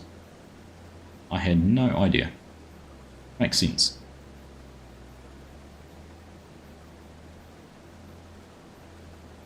It was actually interesting watching I watched Mr. Silly P and FSG's videos from FarmCon of them going and checking out that Swiss Austrian, get my right countries, dairy farm, sort of the hotelier's dairy farm. I thought that was kind of cool, but she got me thinking about trying to just do some little farm visits around my area. There's some pretty cool farms going on around here. There's a fully robotic dairy farm which do tours. I've thought about getting in touch with them and seeing if I could come and have a look around and put a video together. Have I tried any of the Japanese whiskies? So there's one which is a Suntory whiskey called Chita, C-H-I-T-I, which I'm a big fan of. Probably a big fan of it because it's on the lower end of the price bracket, but you are correct, there are some very expensive whiskies out of Japan. Very nice ones though too. Do enjoy Chita.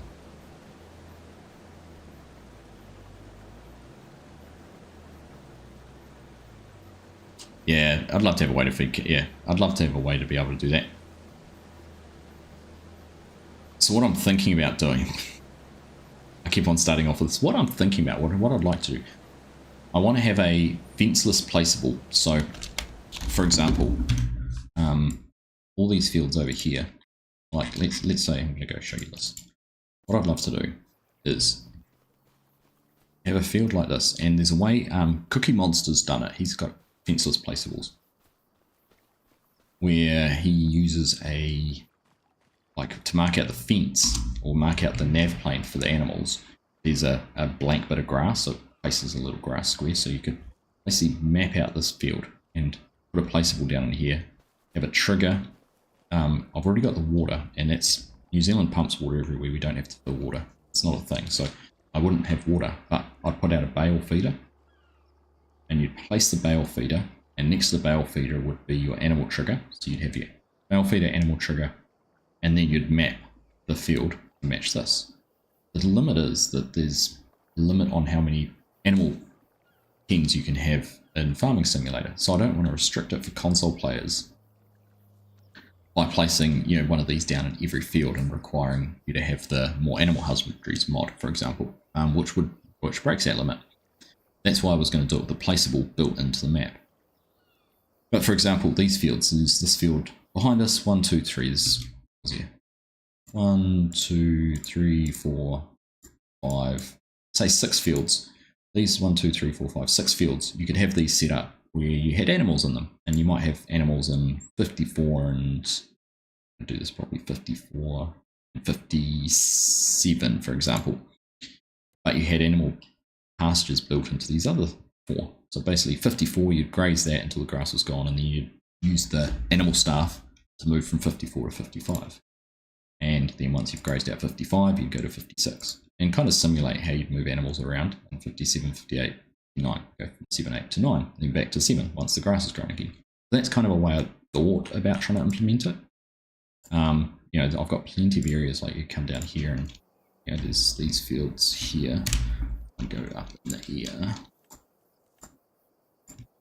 I could also have an easy div, but like you could do it in here. You got 1, 2, 3, 4, another field over there, 5, and then another one over here, 6. Right, so you could do it in these ones. These ones are a bit bigger, so you'd have more animals versus doing it in these ones here, 1, 2, 3, 4, 5, 6. So that's kind of what I thought about doing. But what I was saying before, like basically that whole chunk of farmland, apart from the water troughs along the fence lines, you could demolish these fence lines, and that's what we do. Not fences like this, but we would take the fence line out between there and then plough these fields together, put maize in them for one season, chop it off, and then put grass back in. And that's kind of how pasture rejuvenation and circulation and crop rotation is done in New Zealand.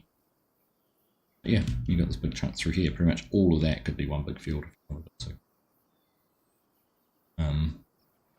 And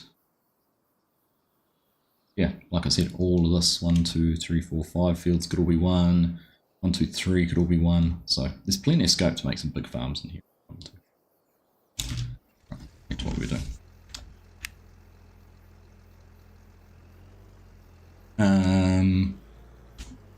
So distracted. Right.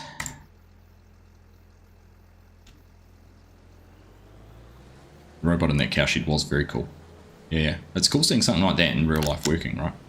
I was reading an article today about New Zealand's first BGA plant, effectively, has opened, and they were, there's a symposium here for the Biogas Industry Association were meeting, and they were discussing, they had an industry leader from International Biogas Association or something, but they were talking about the potential for using biogas as a gas source in the future and how behind New Zealand is on it. But that was interesting I learned about BGAs through FarmSim, not through seeing them in real life, because we don't have them here. The Herdsman Stick's fantastic. That's by a modder. No. So here's a fun fact for you, Kiwi Sim Farmer. JMF Modding actually did that before it was released on ModHub for FS22, but he never released it on ModHub, and I reckon the guy who did release it on ModHub might have taken the idea. It's actually an idea I'd had, and we'd talked about on stream before JMF did it, as a way to get around being able to move cattle between pastures.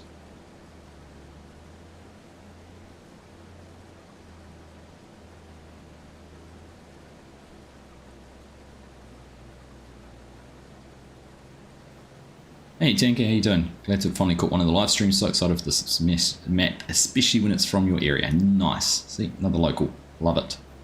Love it, love it, love it. Got Cameron floating around too, who's a local. In fact, right below you, there he is. Where you're going to have the train stop to get loaded. It's used to be a train station where people would get on the train. Many years ago. Perfect. I was hoping that'd be the case. It looked like it. Just looked appropriate. Cameron, good to know. You're growing up on a cattle farm, you never had to bring cows in on the one side. Nah, neither. Exactly. We were exactly the same. Never had to do it. Could you put a livestock type sale point at the joining fence so you could sell the stock over the fence? Just keep going around. It's the starting point. Don't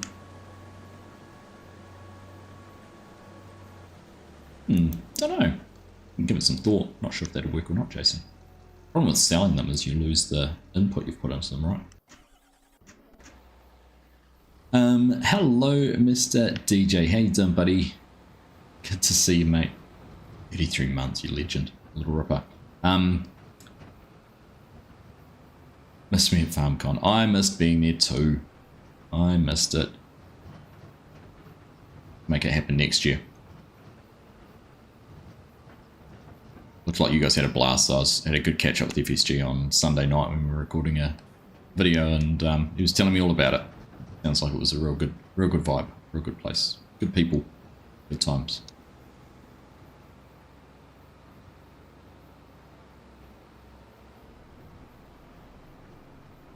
Mustering cattle and sheep should be implemented in EPs. Oh, who knows? With all the other stuff they're adding, look at this car. Look at him. Yeah, get behind me. I know I didn't have my warnings on. But patient. Just going to dump this down in the grain mill. What's going to be the grain mill? And the crops I won't put in, like cotton. I'm on the fence, Dutch. Cotton certainly wouldn't be appropriate for the location. Soybeans wouldn't be appropriate for the location. What crops are there? I think those are a couple I can think of. But I also don't want to limit how people play the map. I want if someone wants to play the map and research what crops are grown in New Zealand and play it perfectly, that card just did the most amazing maneuver, and I really need to fix that spline, and I'm glad I've seen it. If people want to play the map realistically, then they have the choice, but I'd rather they had the choice than forcing it upon them. So I don't intend to take things like cotton and soybeans, for example, out of the map.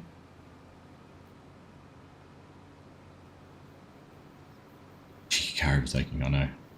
Fix those lines too. A lot of work to do on the line markings, actually. Arrows and actually texturing them are just a default white at the moment. Everywhere I go, people want to know why there's so much more to do. Right, let's dump this out. Okay, Loyal, how you doing? Good to see you, mate. Thank you very much for being loyal and carrying on with your membership to the team. Very much appreciated, mate. Not really selling them, just moving them into the trailer, which is actually another paddock. Oh, I see. Yeah, so yes, you could do it that way. But the limit is how many pastures you have to find. That's the big limit. That's a bit of a hole in the road. It's a New Zealand pothole. And yes, we do have ditches that close to the edge of the road.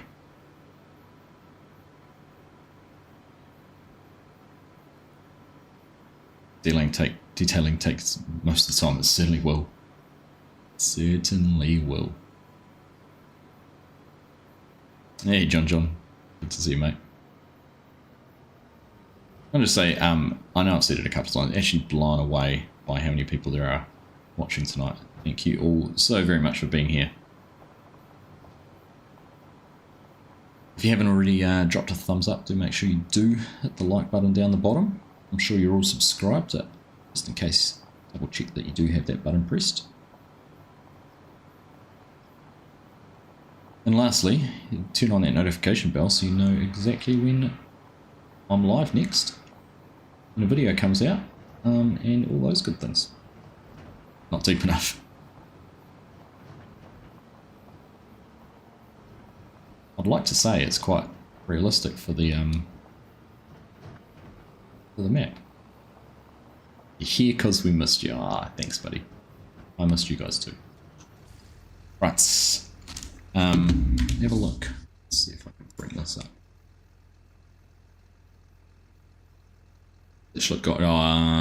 At the moment it's on purpose because I haven't decided whether I'll put a water plane in it or not. But not that camera. I want to go here. That's just where we unloaded in there. We've just driven along this bit of road. You can't really tell because we're on the wrong side. But this is only a this would be a stormwater ditch more than anything. So when it rains, the water catches in there. But 90% of the year, I'd say it's dry. So it's probably appropriate to have it dry. Probably, in fact, it probably needs more grass in it rather than being open. But yeah, we've just driven along here to this house.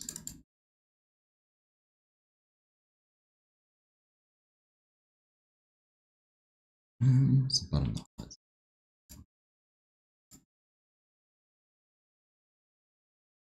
So I've got to do these little road markers, get those in. Basically, driven along here and up and over the train tracks, down to the farmyard. Power lines to run down the side, a lot of stuff to do there. It's the house on the other side. There you go. That's where you are. Right, that's done. Turn that off. That'll turn off when I hop out of it because I've got engine start stop on for some reason.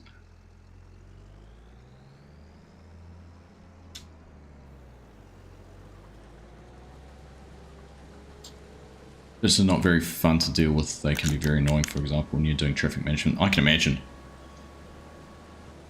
we've got it's quite a sizable one over the road from us, but it can fill with water when it rains and actually be quite dangerous. Sort of when the kids were a little bit younger, I was very quick to warn them about not going anywhere near it when the water was dirty.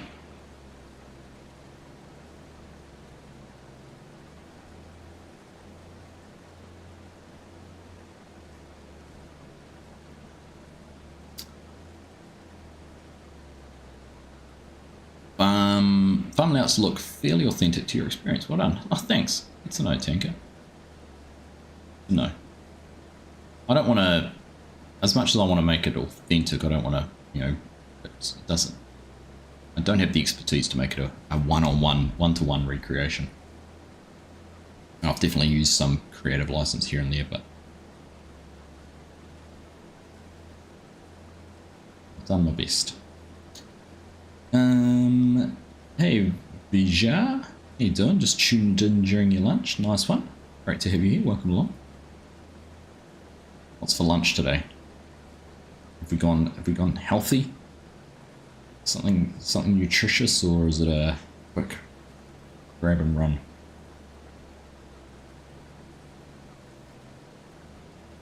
I actually haven't heard about Valley Spring at all.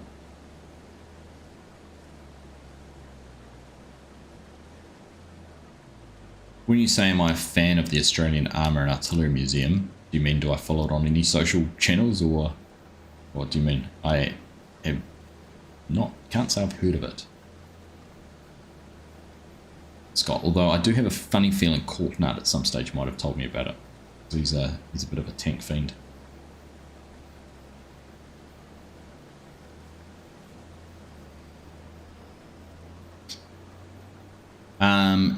No, I'm not, Scott.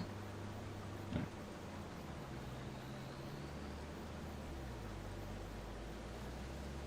Am I building any kits for the moment, Lego Bosun? Unfortunately, no. Oops. When did I just put up the button?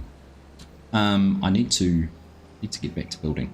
I'd sent through a parts request for a missing part to Carter for the power, the battery on the telehandler, and they acknowledged it and it said it was approved, but then I've never actually had a part sent, so I'm gonna have to follow up on that again. Just the usual breed, nothing wild. There's a great ad here in New Zealand at the moment for a popular bread brand, sort of a more artisan type bread company, like your run-of-the-mill white. And they do different flavours like is it Rogart rye and honey and sunflower and a dark rye and all these kind of things. It's this husband and wife, and he sits down and he's like, I need something more in my life. And because I'd been having the same breed over and over, it was still the same company, but he starts talking about these different breeds, and she gets rather excited because she had all exactly the same feelings. It's meant to make it feel like he wants to have an affair or, you know, separate or something like that. Quite funny, quite clever.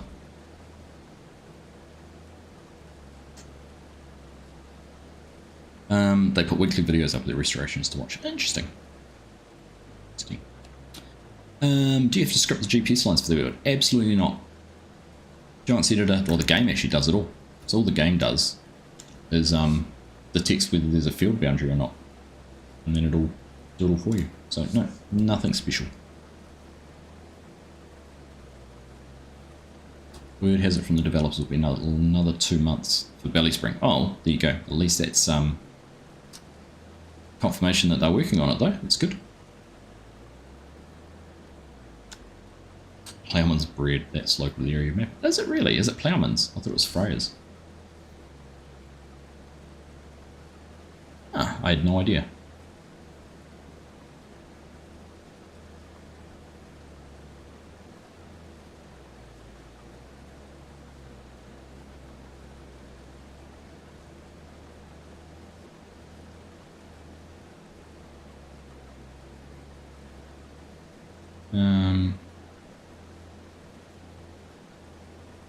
Google at the same time on my phone.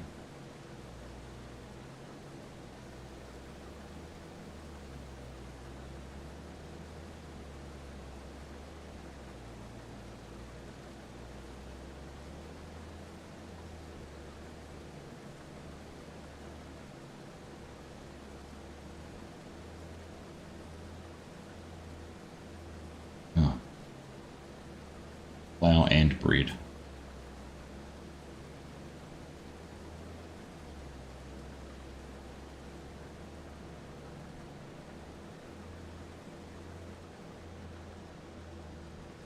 Look at this, look at some of the descriptions here. Oh, Freya's is the one from that ad. Oh, okay. But good to know that Ploughman's is local. Southern Seeds Lower Carb, Sourdough, Soy and Canterbury Linseed. Here we go, Canterbury. Country Grains, Farmhouse Wholemeal, Harvest Rye, Rustic White. Oh. All good. Good breeds. Hey Mark, how you doing? Good to see you, buddy. Never need to apologise, just good to see you. People make it when they can make it, and even if you watch it later. Does not matter. How's things anyhow, buddy? You good? Mod Hub submission times are down to 1 month now. I saw 10 days the other day. Sure it said 10 days the other day. Not sure. Definitely speeding up anyhow. Yes, Dutch, I did see that. What is it? Etriata? Whatever it is, I'm sure I'll be submitting it. I'm saying it wrong. Improved production distribution should be released today. Oh, nice. Congrats, buddy. Keep an eye out for that one. 27th best modern farming simulator.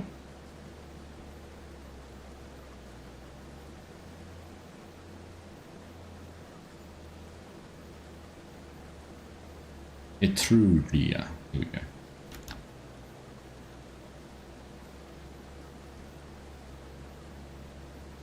So I understand Connect Modding are going to have a big release coming in about 6 weeks, middle of August. Exciting. If you're a fan of any of their work with the Stara equipment and case and other things that they've done over the years. Look forward to seeing what Louise and his team are coming up with there.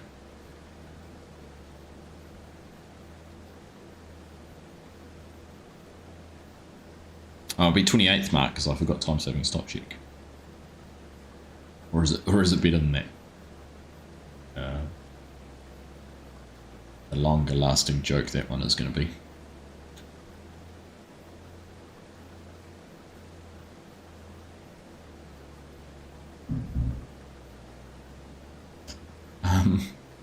It's not better than time saving stock check. I'd love to have your Pops Old Farmers a map on 25. I'm not sure where to go or what to do as I've got no idea on modding. If you're just doing it for yourself, Scott, like build it in Calmlands or Western Wilds or one of the flatter maps.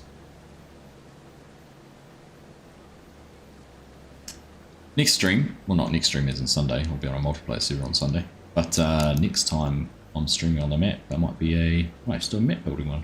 actually go through some of those things. Explain what I know, get told by people I've done it completely the wrong way, and then give them the middle finger because it's working for me and I don't care. Unless it's more efficient. Saw some water buffalo at the zoo, nice. Look, Highland cattle are going to be fun actually. We have a few Highland cattle around us. Not a huge amount, they're kept as a novelty kind of thing rather than anything else, but there you go. Hey Jayhawk, good morning mate. Good morning to you. Put up with you for a whole year. Oh, it's been hard. It's been hard. Thanks, mate. 12 months of support for the channel is amazing. Thank you very much. Thank you.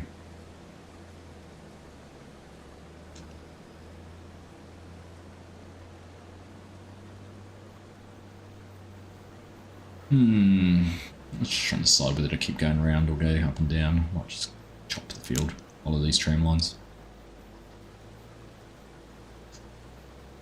Morning, Jimmy. How are you, buddy? Good to see you. Welcome along. Got no idea, I'm not too minded. Fair enough, mate.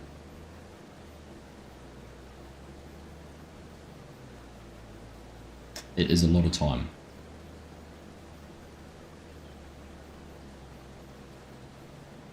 Even more interesting.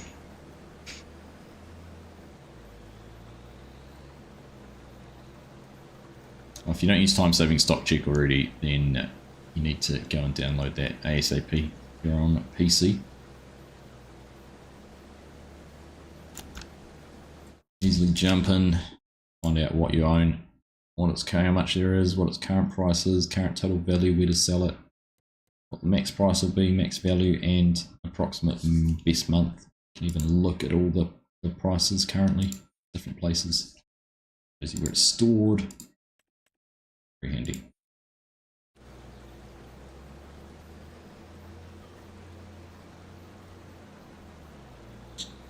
Twitter Hilux mod pair with it and you'll be set. I haven't actually seen, there must be some Toyotas out there on some of the sites. The thing I'm missing so far is the Aussie mods that have been around previously. I'm assuming they're floating out there.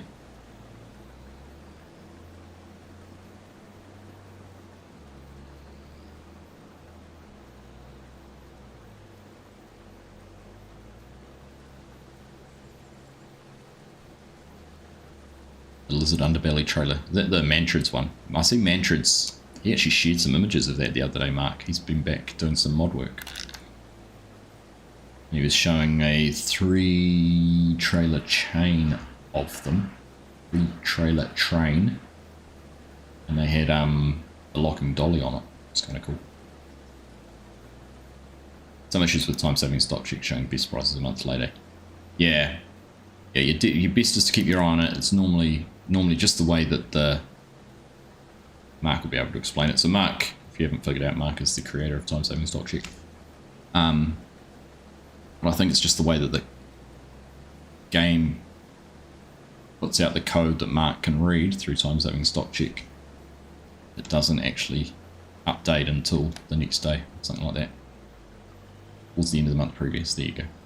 That's the best way to describe it. Don't go away for so long next time. Well, at the moment, she's stuck with me for the next 5 or so months because no proper trips planned at this stage. No long disappearing acts.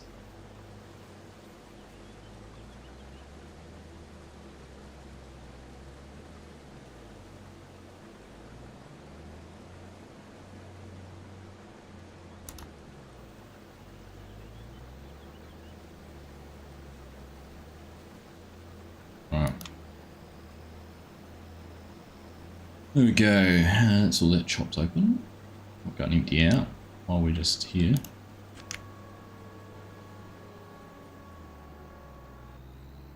Yeah, use it as a guide.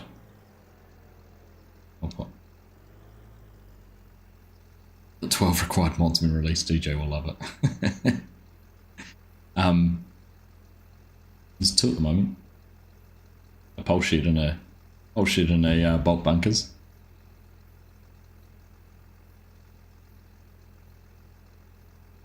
Might be a few more by the time I'm finished, because I'm going to do my cow shed as a place,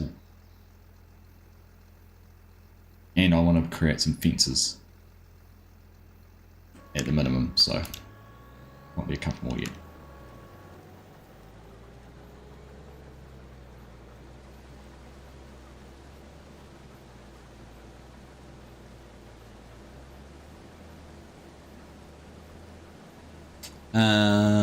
Sending off your passport soon, Shen. Nice.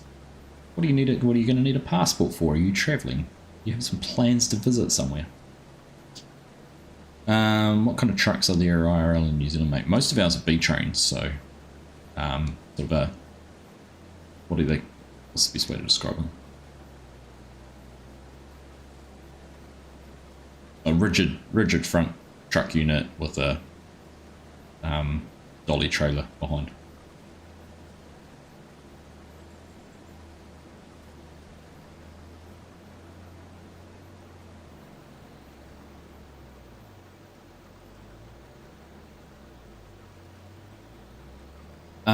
FarmCon, exciting. Nice.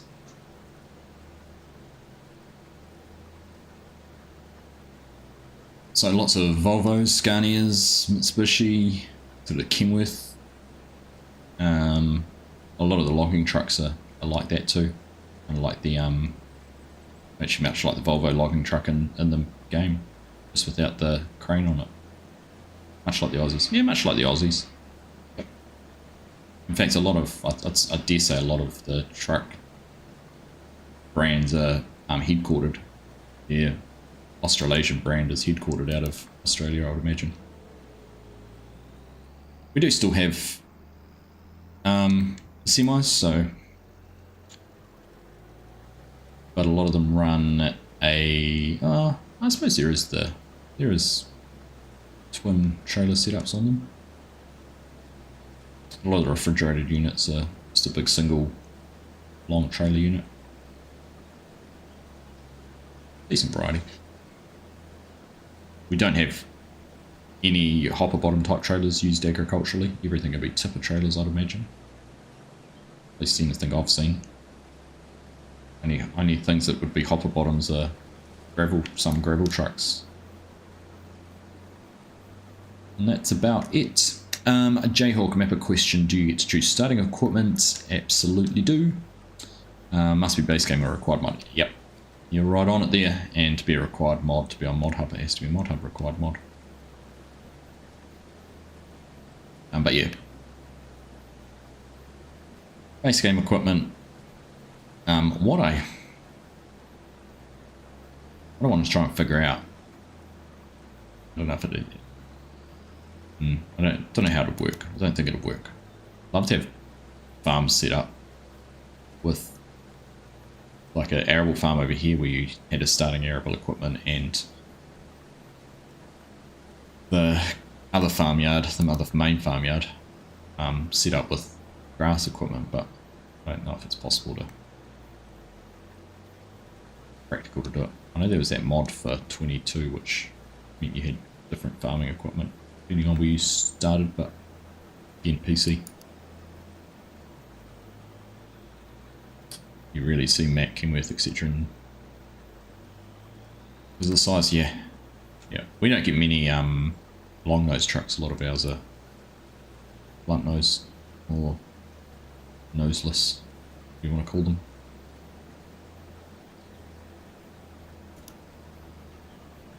Still do get some proper like prime movers, but not a huge amount. Alright, it's 11 o'clock already. Man, this has been fun. Thank you everyone for tuning in tonight. Great to be back. And a lot of fun being back. Cab overs, thank you Jason. I knew someone would know the correct terminology.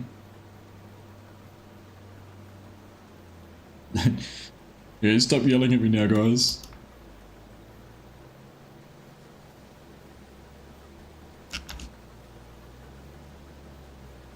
Hey Lockie, how you doing, mate?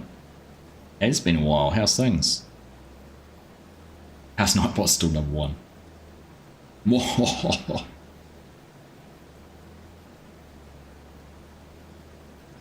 Nightbot just posts regularly. It took only just took number one. It's silly. I kind of against this. Kind of against it. I know I can click on top fans and I think it shows who's got most XP. Nightbot's 175. Nightbot must have started before anyone else, maybe.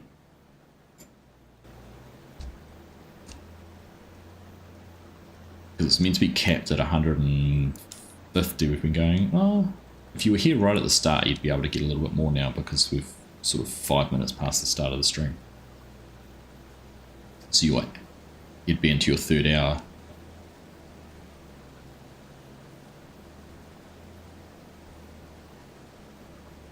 You cream ones. Definitely are. Finish seating, you're getting closer to starting sharing soon. Yeah, good on you.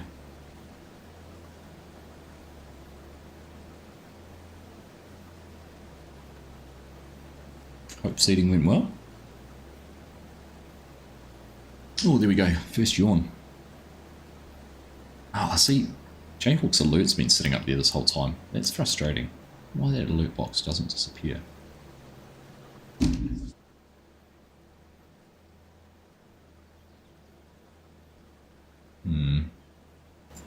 Let's turn it off again. Still need to figure it out. Nightbot's cheating. Technically, unless you're here for the whole stream, Nightbot should win all the time. What if you can exclude it? Exclude moderators.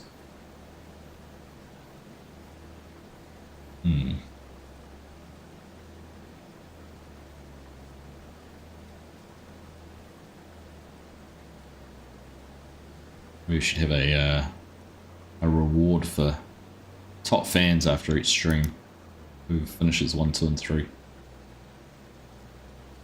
Nightbot's a pain in the butt. Nightbot's just here to provide you the information you didn't know you needed.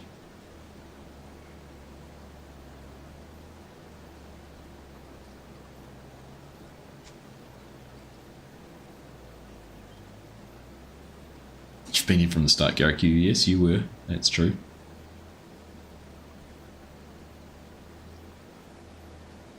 That's something YouTube's instigated recently, Nina, where each message you send you get 25 XP. You can only get 75 every hour. And it resets every hour, so if you're here for 2 hours you get 150. But then I think it's scaled, so if you were to provide a super chat or super stickers, I think you get more. And that's how it works.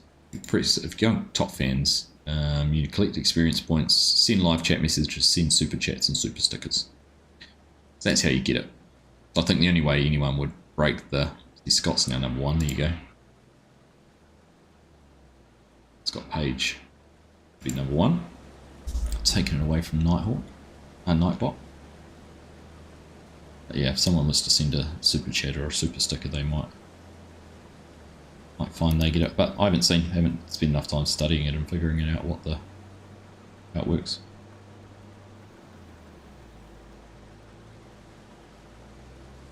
Did I ever consider trying to implement deer farming? Yeah. I'd love to, that's something I'd love to see added, 100%. 100%. But like you say, the hardest part would be animating the animals. That's certainly well outside my range of expertise. But obviously we've seen it done before. Was it? Rabbits were added in... Was it Court Farms had rabbits and that was cross-platform? So it's definitely doable. Definitely doable. Not going to be you anytime soon then. No. Won't be you, Nina. I don't know what the point of it is. Let's test the theory. There you go. Mark's just... there you go. You've confirmed it, Mark. Thank you, buddy. So that's 425. So he's just blowing everyone out of the water with a super chat. You're now 3, Scott.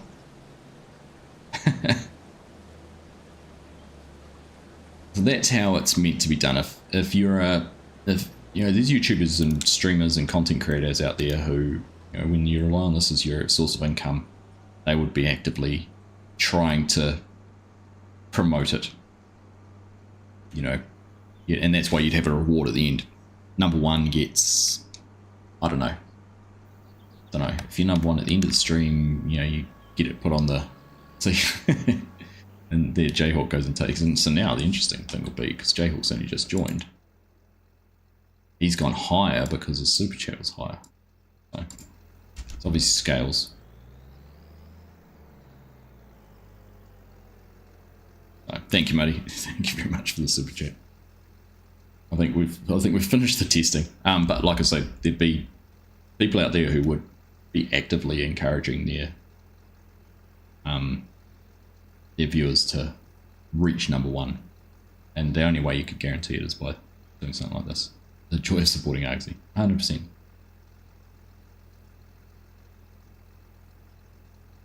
Yeah, and it could be as simple as something as saying you get the number 1 badge, or you get top fan on the bottom of the chat or something like that. I don't know. I'd have to have a look and see if Streamlabs can extract the scoreboard and have them actually listed on the screen. There'll be ways that it'll work in the future.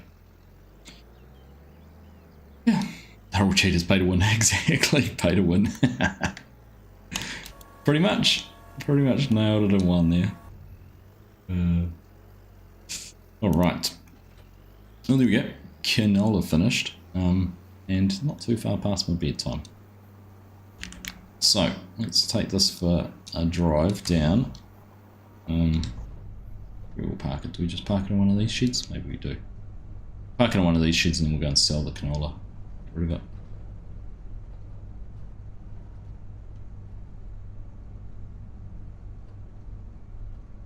We're not going to fit through that gap.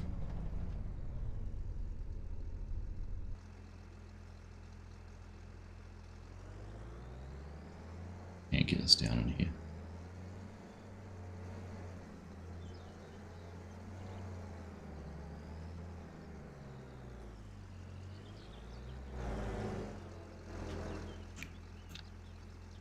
Right, stay there.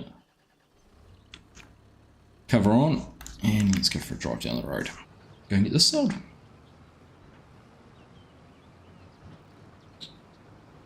You will respect my authority.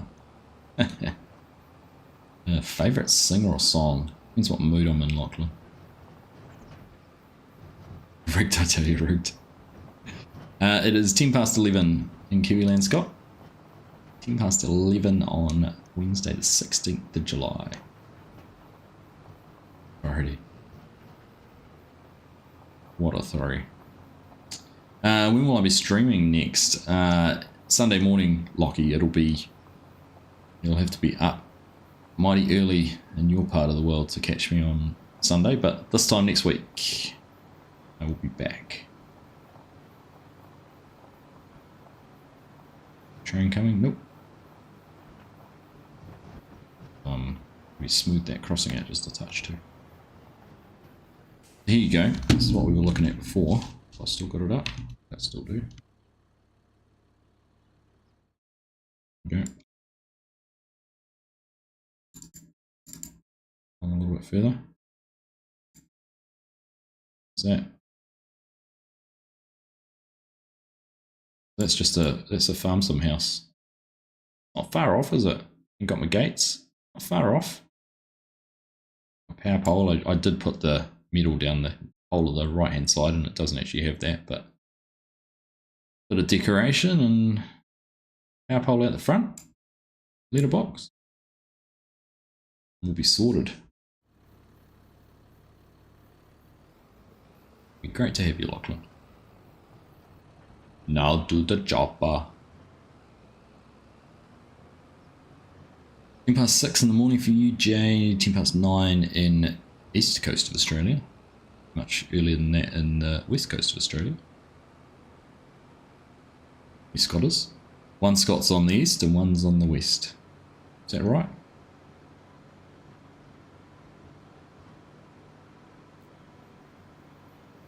Need more Aussie and Kiwi buildings and farms. I'd really love to see some of the ones like that Fox uses in his maps be made into compatible mods. We'll go down to the other south point just to prolong things a little bit longer. Actually, we'll go for a big tiki tour. We'll go the whole way down the end of the map, and we'll go across one of the stream crossings, and then we'll go and sell this. Each of these grey, I've said before, each of these grey patches is a house, so bit of work, bit of decoration to go in here. Got a gas station, 2 gas stations actually. There's one on the left, one on the right. One of them is going to be called, in fact, I might keep that to myself for now. Actually, do you know what I'm most proud of? Going to go in this way. So these are just little side roads, really. I'm not going to put too much effort in getting these looking great, because face it, no one's hardly ever going to drive down them. I might leave some sections empty too. If you're not going to drive down them when you're going forward. This building here on the left's interesting. It's actually a potato warehouse. They put potatoes in here.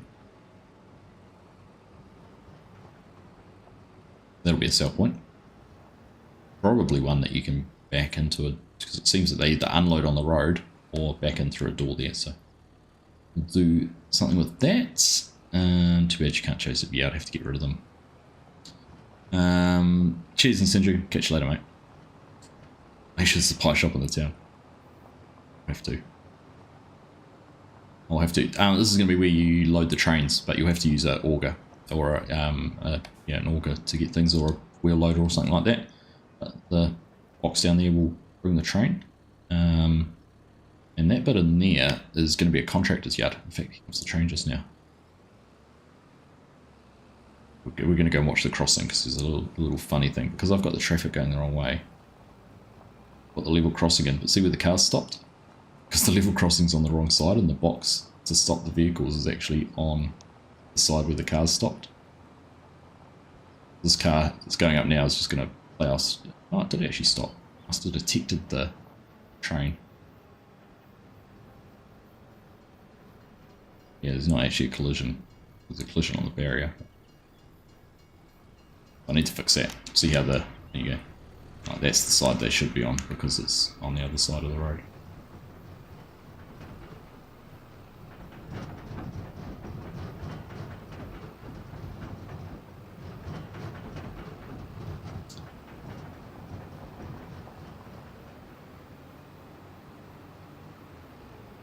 Yeah, the buses would be good to change. The buses would be good to go. The crossing for the train tracks is bumpy to go over. Oh, there we go. I've got a funny texture. I know why I've got that texture like that too. There's a school in here on the left. And there's a campground behind it. And then there's the AMP showgrounds, which is where my animal dealer is going to be. This is also going to be a sell point up here on the left. This is the pub. Excuse the cube in the middle of the road. I was using that for my splines. Yeah, this is the pub.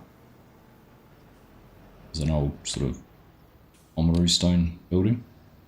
But I've come up with a, I'm going to tell you what it is, but I've come up with a custom name for the pub. So that'll be a sell point. I'm basically just going to have a sell trigger actually in here. You can come in and dump things, unload things. This is kind of little, I think they must do a truck stop. Truck drivers must overnight there, so there's a bit of a truck stop in behind there. Cameron and Tanker can probably tell me much more about it than that, all of this. Should fill me in and say, no, you're on the wrong path or the right path. Or an old tennis court between the school and campground. Yeah, I spotted that. I was actually contemplating putting in a proper sports field, like a cricket ground or a rugby pitch or something, just so we've got one. Yeah, this is the school in here on the left, and then in that bit there's the tennis court, isn't it? In there. That's probably what that grey bit is. And then, yeah, and there's campgrounds. Axis water hazard.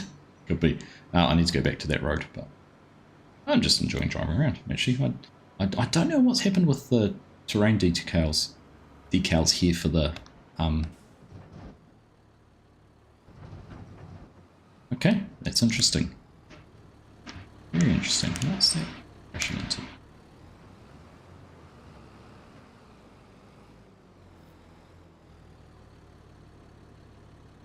Ah, okay. Maybe. I wonder if that's because of how long they are. Okay. Oh, that's good to know. A collision there. Wow. Which now explains, I wonder if I haven't turned off. It's casting shadows. I haven't turned something off in Giants Editor. Now I know why I've done that. But yeah, this is going to be the animal dealer just here, so. The idea will be that there'll be a whole raft of yards over here, like holding pens. The actual dealer, there might be a little shed or something there and somewhere you can pick up. This is why Katie, is it Katie? Is she the animal dealer lady? It's down here.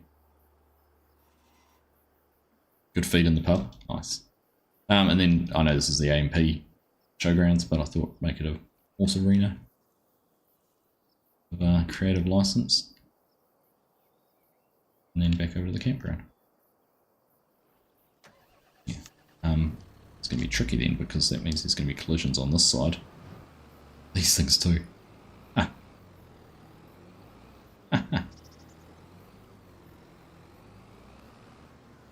This is why we test maps, folks.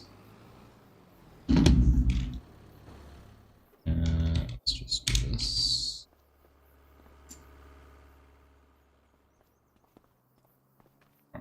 If we can get over in here, go out the other way.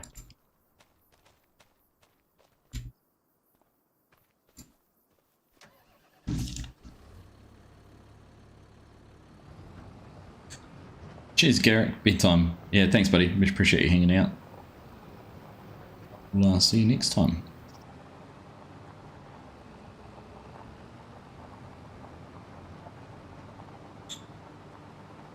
So basically an area where people would drive in and turn around in their trucks or whatever. We've also got a little sort of half disused track which runs back down this way and slowly becomes a little bit more visible as you get down the other end. Runs through this bit of grass.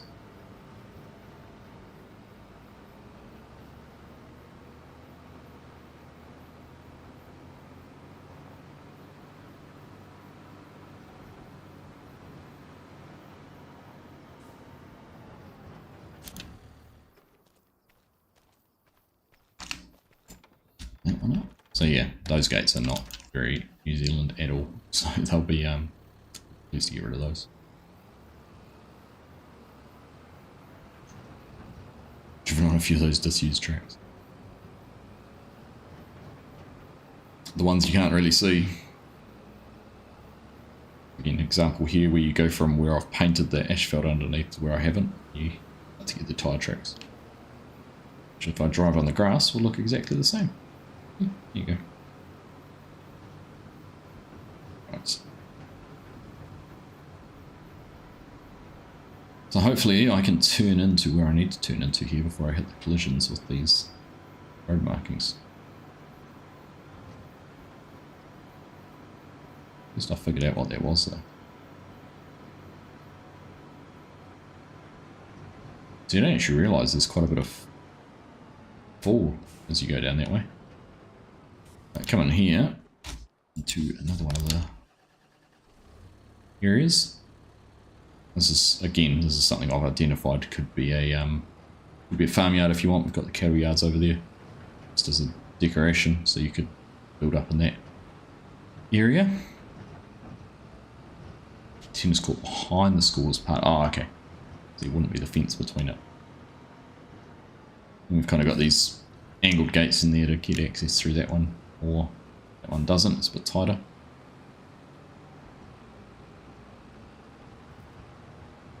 Floating trees over in the distance.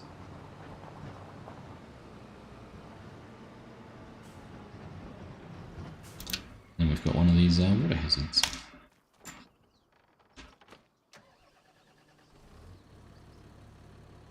Find the track, you know you went the right way, yeah. I think I've got this pretty shallow in here. Okay. Not very deep at all. The idea is you come up the other side and the actual water crossing's a little bit wider there because it's shallow.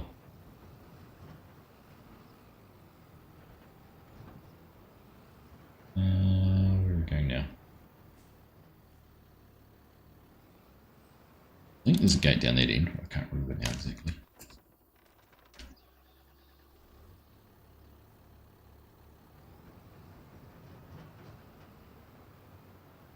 Bit of Harry Potter forest on it.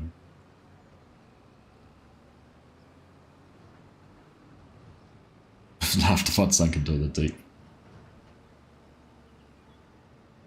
I should have done it just for the lols, shouldn't I? Dutch. Okay. Alright, we're just about there. You wouldn't normally come this way, I've gone the long way just to show off some other areas of the map.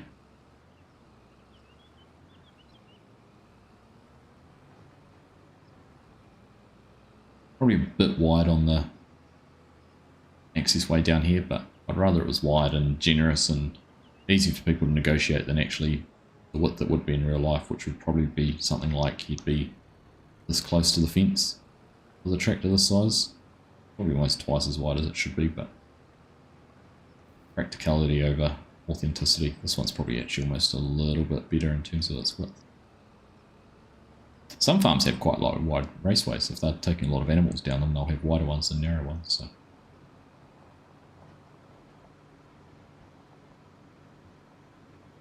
Cheers, Scott. Thanks, mate. Appreciate you hanging out with me. Obviously, the fences we deleted previously. And then carry on and do our little drive-through.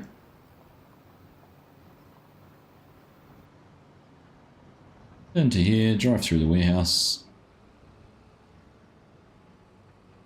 At the other side.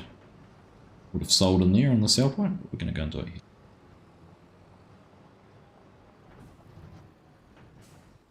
This is just a temporary sell point I put down if you missed it earlier.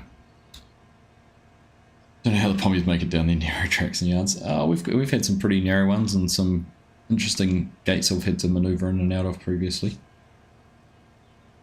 One thing we actually do a lot of, like we have a lot of fences on our farm which would be post and then maybe post there. And we'd have 3 wires and basically jump on this side. You'd be able to unhook out of the plastic or insulators, unhook on that post, unhook on that post. And then you've got a strategically placed nail down on the bottom of the post and you just stretch those wires down, then roll the nail over and it will hold them down. You do it on 2 and then your actual access into the fields through the fence. I've actually, part of my fence pack I want to do is have gates like that where you'd identify it by either side of the fence might be a air tag, a cattle tag on there, 1 and 2, so you know to come up to the cattle tags, hit trigger, press the button and the fence will drop down for you. But we'll see how that works. So that's the plan. Anyhow, there we go. Winchester, a bit more play on it. So good to discover a few more things we might need to work on. But it's nice when it's nice looking up from here because you look over there and you can see these fields in the distance, and it looks bigger than it actually is. Need to figure out a way to blend the edges a little bit better and get the Southern Alps in on that side. So we'll just have to wait and see. Again, Black Wolf, that's one of those things where I have a great idea and then I have to try and execute it. This bit down here is a little bit of a campground too, sort of a freedom camping spot. A little bit of river access. Like I said, these are the areas through here I'd love to do some gravel extraction. And is it down through here? Here we go. Down through here is where I've got another little water crossing. See, from down here it doesn't look much, but actually too bad. Pretty manageable. And then this big bit, I'm contemplating, I don't know what people's thoughts are. I'm contemplating actually putting the map border here so you can't actually get down into there, but I thought it's grassland and someone would want to mow it, so we'll have to wait and see. Farmer Shadows, is this the map you're working on to come to the mod hub? That is the plan. Exclamation mark date, and you can find all about it. But yeah, that is the plan, to bring it to mod hub at some stage, and hopefully before the end of the year, but just as soon as it gets done. So we're done. Cracking idea, thank you, Nina. Okay, so just 4 to 5 runs of wire with an upright post held with a loop of wire at the bottom and a hoop at the top. That was a kid was a prick to close. Yep, we call those Taranaki gates here, Scott, and you can find them in a mod on Mod Hub already. There's a Brazilian pack of fences, I think, which has it in it, which is kind of cool. Always the tape gates. Yeah, the tape gates, the hooks and the handles. Yeah, I've thought about those too. So, wire rolling up to make an opening. Yeah, there's a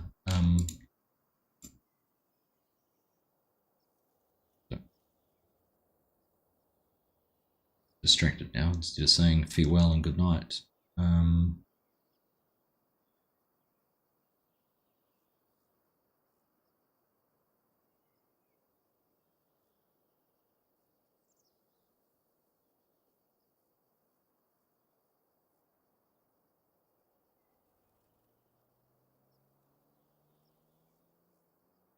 This one here.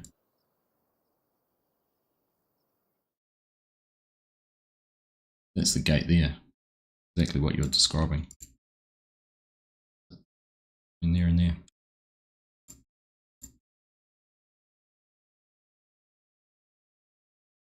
Hook on each end, or one end or the other. It's a shame they didn't actually put any photo. I would have put photos of it rolled up. Yeah. See, again, I thought, mate, this fence, and they've actually, this is one I need to look at, because see how they've managed to get their battens following the contours. I need to look at how they've done that, because that's what I'm struggling to do at the moment. My battens to follow the contours. This sort of fence would be ideal for this map. But again, trying to limit the number of placeables that we have in there. So, right, can I just say, this has been a huge amount of fun. I've loved tonight. We've gone half an hour longer than I normally would. It's been fun. Pipe gates all the way tied up with baling twine or a bit of number 8 wire. It's been a lot of fun. Thank you everyone for tuning in. To be sitting here with 80 people still watching, 67 likes. Thank you. It means a lot to me to have you here all supporting the channel. So thank you once again.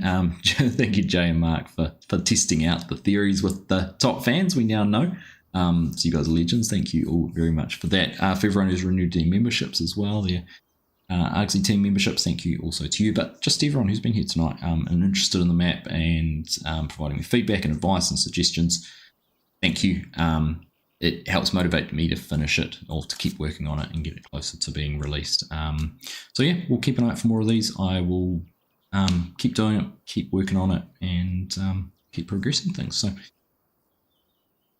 I'll catch you on the weekend. We'll be playing on a multiplayer server. Not sure which one, not sure where, but we will definitely be live on Sunday morning. So if you want to join in and help us out on one of the servers, jump in Discord, !Discord, and come and give us a hand. Yeah, take care everyone.